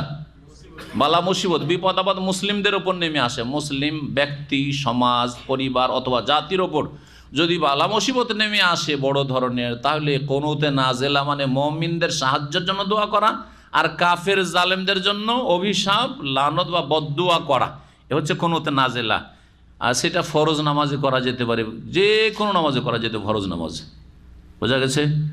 বিশেষ করে জেহরি নামাজগুলি, মাগরিবে, ইশাতে, ফজরে। আর যদি প্রয়োজন হয় যে চারিদিক থেকে দুশ্মন ঘিরে ফেলেছে, জোহরে করলে অসুবিধা নেই, আসরে করলে অসুবিধা নেই, 5 ওয়াক্ত করতে পারে। সৌদি আরবে, আরব দেশগুলিতে এই কুনুতে নাজিলার সুন্নতটি বহাল আছে। আর আমাদের দেশে সুন্নতটি হচ্ছে মৃত। যতই জুলুম অত্যাচার বার্মায় হোক, আর ফিলিস্তিনে হোক, আর এরাকে হোক, কখনো কুনুতে নাজিলা দেখেছেন কোনো? না। আলেম সমাজ এগুলো গোপন রেখেছে, এই সুন্নতগুলিকে লুকিয়ে রেখেছে ব্রাহ্মণদের মতো। জানাইতে হবে না। আল্লাহ হিদায়াত করে ওদেরকে। দেখেন হাদিস, বুখারীর হাদিস, ইযা রাফা রাসাহু মিনার রুকু ফির রাকাতিস সানিয়াতি মিনাল ফজর, ফজর নামাজের দ্বিতীয় রাকাতের রুকু থেকে যখন মাথা উঠালেন, তখন এই কুনুতে নাজিলা দোয়া করলেন, আল্লাহুম্মা আন ফুলানান ওয়া ফুলানান। এক একজনের কাফেরদের নেতাদের নাম ধরে ধরেও করেছেন, আর আমভাবে করেছেন, বংশ গোত্রের নাম ধরেও করেছেন। এই হাদিসে রয়েছে, হে আল্লাহ অমুক অমুক কাফের নেতার ওপর তুমি লানত, অভিশাপ করো। বাদামা ইয়াকুল সামি আল্লাহু লিমান হামিদা রব্বানা ওয়া লাকাল হামদ, এটা বলার পরে তাহলে রুকু থেকে উঠে কুনুতে নাজিলা করে। কুনুত করবেন কখন? রুকু থেকে উঠে হাত তুলে কুনুত করবেন। ফাআনজালাল্লাহু তাআলা, আল্লাহ রাব্বুল আলামিন চাইলেন না। আল্লাহ বলছেন যে আমি ধ্বংস করবো, এদেরকে হেদায়েত করবো, তুমি বদদোয়া করিও না, নিষেধ করলেন। নবী সাল্লাল্লাহু 1 মাস কুনুতে নাজিলা করার পরে বাদ দিয়েছিলেন। ওই যে ঘটনা 70 জন সাহাবা ইকরামদের বললাম, ওই ক্ষেত্রে। আর ওহদের পরেও হতে পারে, যেমন রিওয়ায়াত রয়েছে। আর একটি রিওয়ায়াত রয়েছে, নবী সাল্লাল্লাহু আলাইহি সাল্লাম বলেছেন, আল্লাহুম্মা আলান ফুলান, আল্লাহুম্মা আলান হারিস ইবনে হিশাম, কাফেরদের একজন বড় নেতা, আল্লাহুম্মা আলান সুহাইল ইবনে আমর, কাফেরদের নেতা, আল্লাহুম্মা আলান সাফওয়ান ইবনে উমাইয়া। ফানাজালাত হাযিহিল আয়াত নাযিল হয়েছিল। আরও মুমিনদের সাহায্যের জন্য দোয়া করেছেন। মুমিনরা অনেকে মক্কায় বন্দী হয়েছিল, হিজরত করে যখন আসার চেষ্টা করেছিল, তাদেরকে ধরে নিয়ে গিয়ে বন্ধ করে হাত পা বেঁধে বন্দি করে রেখেছিল। বড়ই জুলুম অত্যাচার করতো মক্কার কাফেররা। ওই সময় কুনুত করেছেন, বলছেন যে কানা ইজারা আইয়াদু আলা আহাদিন, কারো উপরে বদদোয়া করতে চাইতেন, আও ইয়াদু আলি আহাদিন, কারোর জন্য নেক দোয়া করতে চাইতেন, কানাতা বাদা রুকুর পরে কুনুত করতেন। ইজা কালা সামি আল্লাহু লিমান হামিদা রব্বানা লাকাল হামদ, এই কথা বলার পরে আল্লাহুম্মা আনজিল ওয়ালিদ ইবনে ওয়ালিদ, একজন সাহাবী ছিলেন দুর্বল অসহায়, মক্কায় বন্দী হয়ে, ওয়ালিদ বিন ওয়ালিদ, ওয়া সালমা ইবনে হিশাম, ওয়া আইয়াশ বিন আবি রাবিয়া, ওয়াল মুস্তাযাফিনা মিনাল মুমিনিন, আর যারা দুর্বল অসহায় মুমিন, যারা ধরা খেয়ে আছে মক্কায় বন্দী হয়ে। আল্লাহুম্মা শদুদ ওয়াতআতাকা আলা মুদার, মুদার বংশের ওপর তোমার পাকড়াওকে কঠিন করে দাও, কঠোর করে দাও। এ মুদার কুরাইশদের মূল। ওয়াজআল আলাইহিম সিনিনা, আর তাদের ওপর দুর্ভিক্ষ নামিয়ে দাও, চাপিয়ে দাও, কাসেনি ইউসুফ আলাইহিস সালামের যুগের 7 বছর যেমন দুর্ভিক্ষ ছিল। এই বদদোয়া রাসূলুল্লাহ সাল্লাল্লাহু আলাইহি ওয়াসাল্লাম করেছে। ইয়াজহারু বিযালিকা, উচ্চ স্বরে এই দোয়াগুলি করতেন। আরও বেশ কিছু গোত্রের জন্য, আল্লাহুম্মা আন রেল ওয়া যাকওয়ান ওয়া ওসাইয়া আসাতিল্লাহ ওয়া রাসূলুল্লাহ, এসব অনেক হাদিসগুলি রয়েছে। এবং নবী করিম সাল্লাল্লাহু আলাইহি সাল্লাম যখন আহত হন, আনাস রাদিয়াল্লাহু তাআলা বলছেন যে কোসেরাত রুবাইয়াতুহু ইয়াউমা উহুদিন, উহুদের দিনে নবী সাল্লাল্লাহু আলাইহি সাল্লামের 4 রুবাই দাঁত, যেটি 4 নম্বর দাঁত রুবাই সুফলা, এই দাঁত যখন ভেঙে দেওয়া হয়েছিল, সুজ্জা ফি জাবহাতিহি, কপাল জখম হয়েছিল, হাত্তা সালাদ দাম আলা ওয়াজহি, চেহারা মোবারকে রক্ত প্রবাহিত হচ্ছিল। ফাকালা, তখন বলেছেন রাসূলুল্লাহ আক্ষেপ করে, কাইফা ইউফলিহু কওমুন ফাআলু হাযা বিনবিয়িহিম, সেই জাতি কি করেই সফল কাম হবে, নাজাত পাবে, পরিত্রাণ পাবে, যেই জাতি তাদের নবীর সাথে এই খারাপ আচরণ করলো। সাজ্জু নাবিয়াহুম, অন্য রিওয়ায়াতে রয়েছে যারা নবীকেও আহত করেছে। ওয়া হুয়া ইয়াদু হুম ইলা রাব্বিহিম, অথচ সেই নবী তাদের হিতাকাঙ্ক্ষী আল্লাহর দিকেই ডাকছে। ফাআনজালাল্লাহু তাআলা, তখন মহান আল্লাহ এই আয়াত নাযিল, লাইসা লাকা মিনাল আমরি শাইউন আও ইয়াতুবা আলাইহিম আও ইউআযিবাহুম ফাইন্নাহুম যালিমুন। মহান আল্লাহ তারপরে বলছেন, ওয়ালিল্লাহি মা ফিস সামাওয়াতি ওয়া মা ফিল আরদ, আকাশ সমূহ এবং জমিনে যা কিছু আছে কার মালিকানাধীন? একমাত্র আল্লাহর। সুতরাং এই কাফের জমিনে আছে, এদের মালিক কে? আল্লাহ। আল্লাহ ইচ্ছা করলে, আল্লাহর ক্ষমতা আছে, আল্লাহ ইচ্ছা করলে হেদায়েত করবে, আল্লাহ ইচ্ছা করলে জাহান্নামে দেবে। আল্লাহ রাব্বুল আলামিন এসবের মালিক। সুতরাং তুমি যেটা বলবে সেটাই হইতে হবে, জরুরি নয় সেটা, জরুরি নয় সেটা। এটা আল্লাহ শিখাতে চেয়েছেন এখানে। যদিও নবী করিম সাল্লাল্লাহু আলাইহি সাল্লামের দোয়া কবুল হয়েছে, মুস্তাজাবুদ দাওয়া, কিন্তু কখনো আল্লাহর হিকমা রয়েছে যে না, তোমার এই দাবিটা যেটা আছে বা দোয়াটা আছে, না এটা আমি চাই না, আমি চাই এদেরকে হেদায়েত করব, এদের প্রজন্ম থেকে এমন কাউকে বের করবো যারা আল্লাহর ইবাদত করে। নবী করিম সাল্লাল্লাহু আলাইহি সাল্লামের কাছে আবার কখনো এরকম হয়েছে, তাইফের সফর ঘটনা জানেন, যে নবী সাল্লাল্লাহু আলাইহি সাল্লাম তাইফ থেকে যখন মার খেয়ে আহত হয়ে চলে আসছেন ফিরে, তাইফ থেকে বেরিয়ে রাস্তায় ওই সময় জিবরাইল আলাইহিস সালাম আসছেন, আর ফেরেশতার কি বলছে, পাহাড়ের দায়িত্বশীল ফেরেশতা আসছেন। আসার পরে জিবরাইল আলাইহিস সালাম পরিচয় করিয়ে দিচ্ছেন, বলছেন আনা জিবরাইল, আর এ হচ্ছে মালাকুল জেবাল, এ হচ্ছে পাহাড়ের দায়িত্বশীল ফেরেশতা। এই পাহাড়ের দায়িত্বশীল ফেরেশতা এই জন্য এসেছেন, আপনার কাছে অনুমতি চাইছেন, আপনি যদি চান তো এই যে তাইফের দুই দিকে দুটো পাহাড় বা মক্কার দুটো বড় পাহাড়কে নিয়ে এসে তাইফের গোটা জনপদকে আমি পিষে দিচ্ছি, মানুষ সহ, একটা কাউকে রাখবো না, পিষে দিচ্ছি চাকিতে আটা পিষা করে। রাসূলুল্লাহ সাল্লাল্লাহু আলাইহি ওয়াসাল্লাম এই চান্স কি গ্রহণ করেছেন? দাও, পিষে দাও, করেছেন? কি বলেছেন? লা লা, না এটা চলবে না। বাল আরজু, বরং আল্লাহর কাছে আশা করি, আইয়ুখরিজ আল্লাহু মিন আসলাবিহিম, হতে পারে যে আল্লাহ এদের প্রজন্ম থেকে এমন বান্দাদেরকে বের করবেন, মুমিনদেরকে বের করবেন, মাইয়াবুদুল্লাহ, যারা আল্লাহর ইবাদত করবে, ওয়ালা ইউশরিক বিহি শাইআ, আল্লাহর সাথে কাউকে শরীক করবে না। আর তাই হয়েছে, তাইফের লোক মুসলমান হয়ে গেছে পরে। কত বড় জালেম ছিল, পরে মুসলমান হয়েছে। এরাই 3 বর্ষেছে হোনাইন নেই, এরাই পরে মুসলমান হয়ে গেছে। তো মহান আল্লাহ বলছেন, ওয়ালিল্লাহি মা ফিস সামাওয়াতি ওয়া মা ফিল আরদ, আকাশ সমূহ এবং জমিনে যা কিছু আছে সব কিছুই আল্লাহ। ইয়াগফিরু লিমান ইয়াশা, সুতরাং আল্লাহ যাকে ইচ্ছা ক্ষমা করবেন। ওয়া ইউআযিবু মান ইয়াশা, আর যাকে ইচ্ছা আল্লাহ শাস্তি দেবেন। আল্লাহু গফুরুর রহিম, মহান আল্লাহ বড় মার্জনাকারী, বড় দয়ালু। ইয়া আইয়ুহাল্লাযীনা আমানু লা তাকুলু রিবা আযআফা মুদাআফা ওয়াত্তাকুল্লাহা লাআল্লাকুম তুফলিহুন। এখানে আল্লাহ সুদের কথা বর্ণনা করছেন। সুদের 1-2টি আয়াত এখানে রয়েছে সুদ সম্পর্কে। সুদ বড় ধ্বংসাত্মক গুনাহ। সুদ 7টি ধ্বংসাত্মক গুনার একটি বড় গুনাহ। সুদ মানুষের দুনিয়াকেও ধ্বংস করে, পরকালকে ধ্বংস করে। বাহ্যিক দেখতে অনেক টাকা বাড়িয়ে দেয়, কিন্তু দুনিয়ার সব কিছুকে ধ্বংস করে। সুদের টাকাতে, সুদ থেকে যেই টাকা অর্জিত হয় সেই টাকাতে কোনো বরকত হয়, নিশ্চিহ্ন করে দেন। ইয়ামহাকুল্লাহু রিবা, আল্লাহ অন্য আয়াতে বলেছেন, আল্লাহ সুদকে কি করে দেন? নিশ্চিহ্ন করে দেন। আর যারা সুদ খায় তাকে, তার পরিবারকেও আল্লাহ সর্বনাশ করে দেন। যাদের পেটে সুদের টাকা যায়, সুদী প্রতিষ্ঠানের সাথে জড়িত তারা, সেখান থেকে টাকা পয়সা ইনকাম করে, চাকরি করে সুদী ব্যাংকে, সুদী প্রতিষ্ঠানে, তাদের জীবনে কোনো বরকত থাকে না, তাদের পরিবার পরিজনে কোনো বরকত থাকে না। আল্লাহ নিশ্চিহ্ন করে দেন। দুনিয়াও বরবাদ হয়, আখিরাতও বরবাদ হয় সুদে। এই সুদের কথা ওহদের যুদ্ধের সাথে কেন বর্ণনা করলেন? তাফসীরকাররা এর হিকমা সম্পর্কে বলছেন, তত্ত্ব সম্পর্কে, যে ওহদের যুদ্ধে যে বিপর্যয়টা এসেছিল, মাঝখানে ক্ষতিগ্রস্ত হইতে হলো সাহাবাই কেরামকে, রাসূলুল্লাহ সাল্লাল্লাহু আলাইহি ওয়াসাল্লামকে। কিসের কারণে? কিসের কারণে? একটি ভুলের কারণে, একটি নবী সাল্লাল্লাহু আলাইহি ওয়াসাল্লামের নাফরমানির কারণে। নবী সাল্লাল্লাহু আলাইহি ওয়াসাল্লামের ভুল না সাহাবীদের ভুল? নবী সাল্লাল্লাহু আলাইহি ওয়াসাল্লামের ভুলের কারণে বলছি। নবী সাল্লাল্লাহু আলাইহি ওয়াসাল্লামের নাফরমানি বিরুদ্ধাচরণ করার কারণে। একটা যদি নবীর কথা উপেক্ষা করা, তাও যুক্তি দিয়ে যে আর এখানে বসে থাকা লাভ কি, নবী সাল্লাল্লাহু আলাইহি ওয়াসাল্লাম বলেছিলেন ওটা যতক্ষণ যুদ্ধ চলছিল, এখন তো সব পালাইতে শুরু করেছে, এখন খালি হাতে এখানে বসে থেকে কিছুই করলাম না, বসে থাকলাম, কোনো যুক্তি হইল? এই যুক্তিকে প্রাধান্য দিয়ে ক্ষতিগ্রস্ত হয়েছে। তো আজকাল যে বিভিন্ন দলগুলি গুমরাগুলি যুক্তি প্রাধান্য দেয়, ধ্বংস হবে না? ক্ষতিগ্রস্ত হবে না? অবশ্যই। তো বলছিলাম এই একটা কথা পাহাড় থেকে নামিও না, নেমে গেছে, এর জন্য যদি এত ক্ষয়ক্ষতি হয়, তাহলে কত বড় কাবিরা গোনা হচ্ছে সুদ। সুদের মতো হারাম যদি খাও, তাহলে কোনোদিন ব্যক্তির, পরিবারের, সমাজের, জাতির কখনো উন্নতি হবে না, দুনিয়া আখিরাতে সর্বনাশ হবে, সর্বনাশ ডেকে নিয়ে আসবে। এই কথা শেখাবার জন্য মহান আল্লাহ বলছেন, ইয়া আইয়ুহাল্লাযীনা আমানু, হে ঈমানদারগণ, লা তাকুলুর রিবা, তোমরা সুদ ভক্ষণ করিও না। সুদ ভক্ষণ করিও না মানে শুধু ভক্ষণ করা, খাওয়া না। কারণ টাকা পয়সা আসল উদ্দেশ্য কি? ইনকামের উদ্দেশ্য খাবো দাবো, তাই না? এই কথাই বলি, কিন্তু খাওয়া ছাড়াও বহু কাজ করি টাকা পয়সা দিয়ে, তাই না? তো সুদ খেয়ে না তার মানে এই নয় যে সুদের টাকা দিয়ে কাপড় পরিধান করলে অসুবিধা নেই, সুদের টাকা দিয়ে বাড়ি করলে অসুবিধা নেই, সুদের টাকা দিয়ে জমি কিনলে অসুবিধা নেই, সুদের টাকা দিয়ে বিভিন্ন দেশে ভ্রমণ করলে অসুবিধা নেই, তাই নাকি?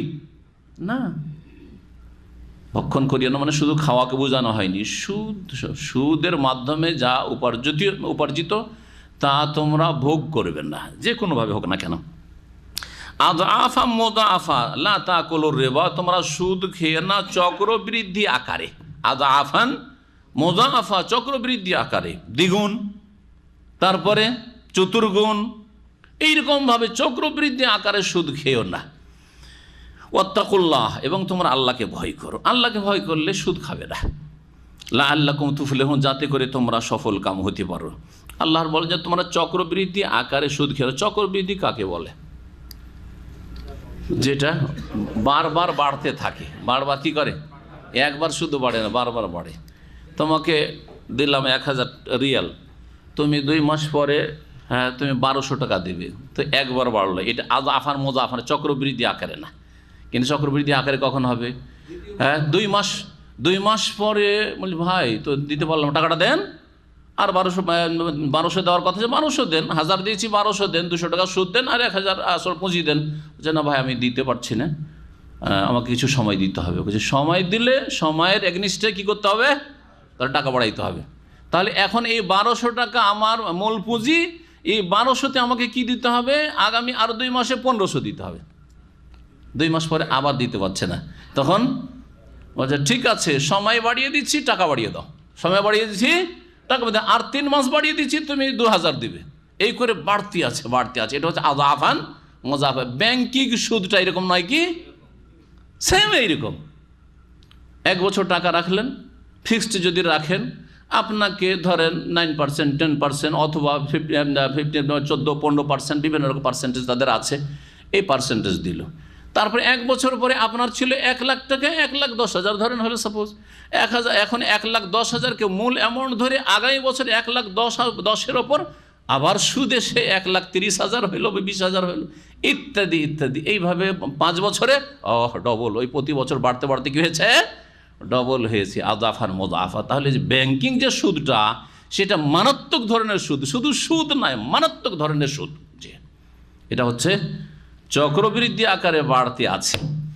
চক্রবৃদ্ধি আকারে বাড়লেই শুধু হারাম, আর এমনি একবার কিছু যদি 2-4 টাকা বাড়িয়ে দিই তাহলে হারাম নয়?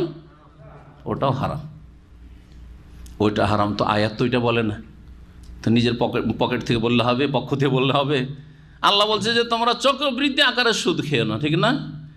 এখানে উদ্দেশ্য এই নয় যে চক্রবৃদ্ধি আকারে সুদ খেও না, বাকি এমনি যদি হয় একবার হয়ে যায়, একবার করে প্রত্যেকটা টাকার ওপর অ্যামাউন্টের একবার করে খেলে তাহলে অসুবিধা নেই, এটা বোঝানো হয়নি। বরং তখনকার যে সিচুয়েশন ছিল, পরিস্থিতি ছিল, অবস্থা ছিল, সেটা বোঝানো হয়েছে। আরবরা যে সুদ খেত মক্কায়, বড় বড় সুদখোররা ছিল, বড় বড় সুদখোর মক্কায় ছিল। সুদ যে খেত তারা এইভাবেই চক্রবৃদ্ধি আকারে খেত। ওদের নিয়মটা কি ছিল? 1 বছরের জন্য তোমাকে টাকা দিলাম, বা 6 মাসের জন্য যেটা হোক দিলাম, 6 মাস 1 বছর যেটা ফিক্স আছে সময়, এত টাকা দিলাম, এত টাকা তুমি ফিরিয়ে দেবে। দিতে পারলো না, এসে বলছে যে আপনার সাথে টাকা দেওয়ার কথা তো ছিল যে 6 মাস 1 বছরে দিয়ে দেবো, কিন্তু দিতে পারলাম না, আমার জন্য 6টা মাস আর বাড়িয়ে দেন। বলছে 6টা মাস বাড়িয়ে দেবো আর টাকা বাড়িয়ে দিতে হবে। কি করতে হবে? আমি সময় তোমাকে দিলাম আর তুমি আমাকে টাকা বেশি দিবে, সময় বেশি দিলাম তুমি টাকা বেশি দিবে। এইভাবে তারা করতো। সেই জন্য আল্লাহ রাব্বুল আলামিন কি করেছেন, তাদের তখনকার অবস্থাটা তুলে ধরেছেন যে তোমরা এইভাবে খাচ্ছ, খবরদার এটা খাবে না। যেমন কোরআনে কারিমে এইরকম বিভিন্ন অবস্থাগুলি কাফের জাতির তুলে ধরা হয়েছে। সূরা নূরের উদাহরণ দিতে হলে আরো স্পষ্ট হবে।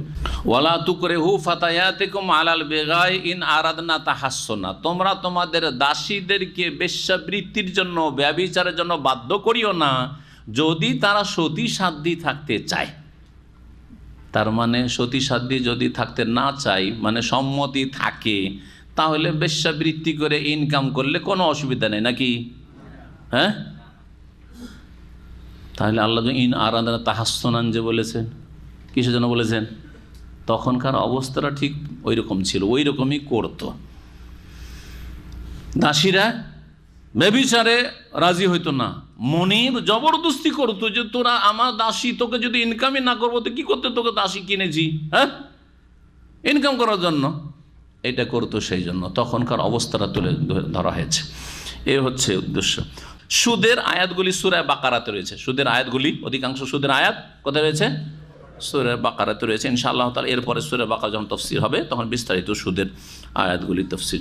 মহান আল্লাহ তারপরে বলছে ওয়াত্তাকুন নারাল্লাতী উইদ্দাত লিল কাফির, জাহান্নামে যাওয়ার অনেক কারণ রয়েছে, আর বড় বড় কারণগুলির একটি বড় কারণ হচ্ছে সুদ খাওয়া, সুদি কারবার। সুতরাং আল্লাহ তারপরে জাহান্নামের কথা, ওয়াত্তাকুন নার, তোমরা জাহান্নামের আগুন থেকে বাঁচো, আল্লাতী উইদ্দাত লিল কাফিরিন, যা কাফের জন্য প্রস্তুত করা হয়েছে, মুমিন মুসলিমদের জন্য নয়।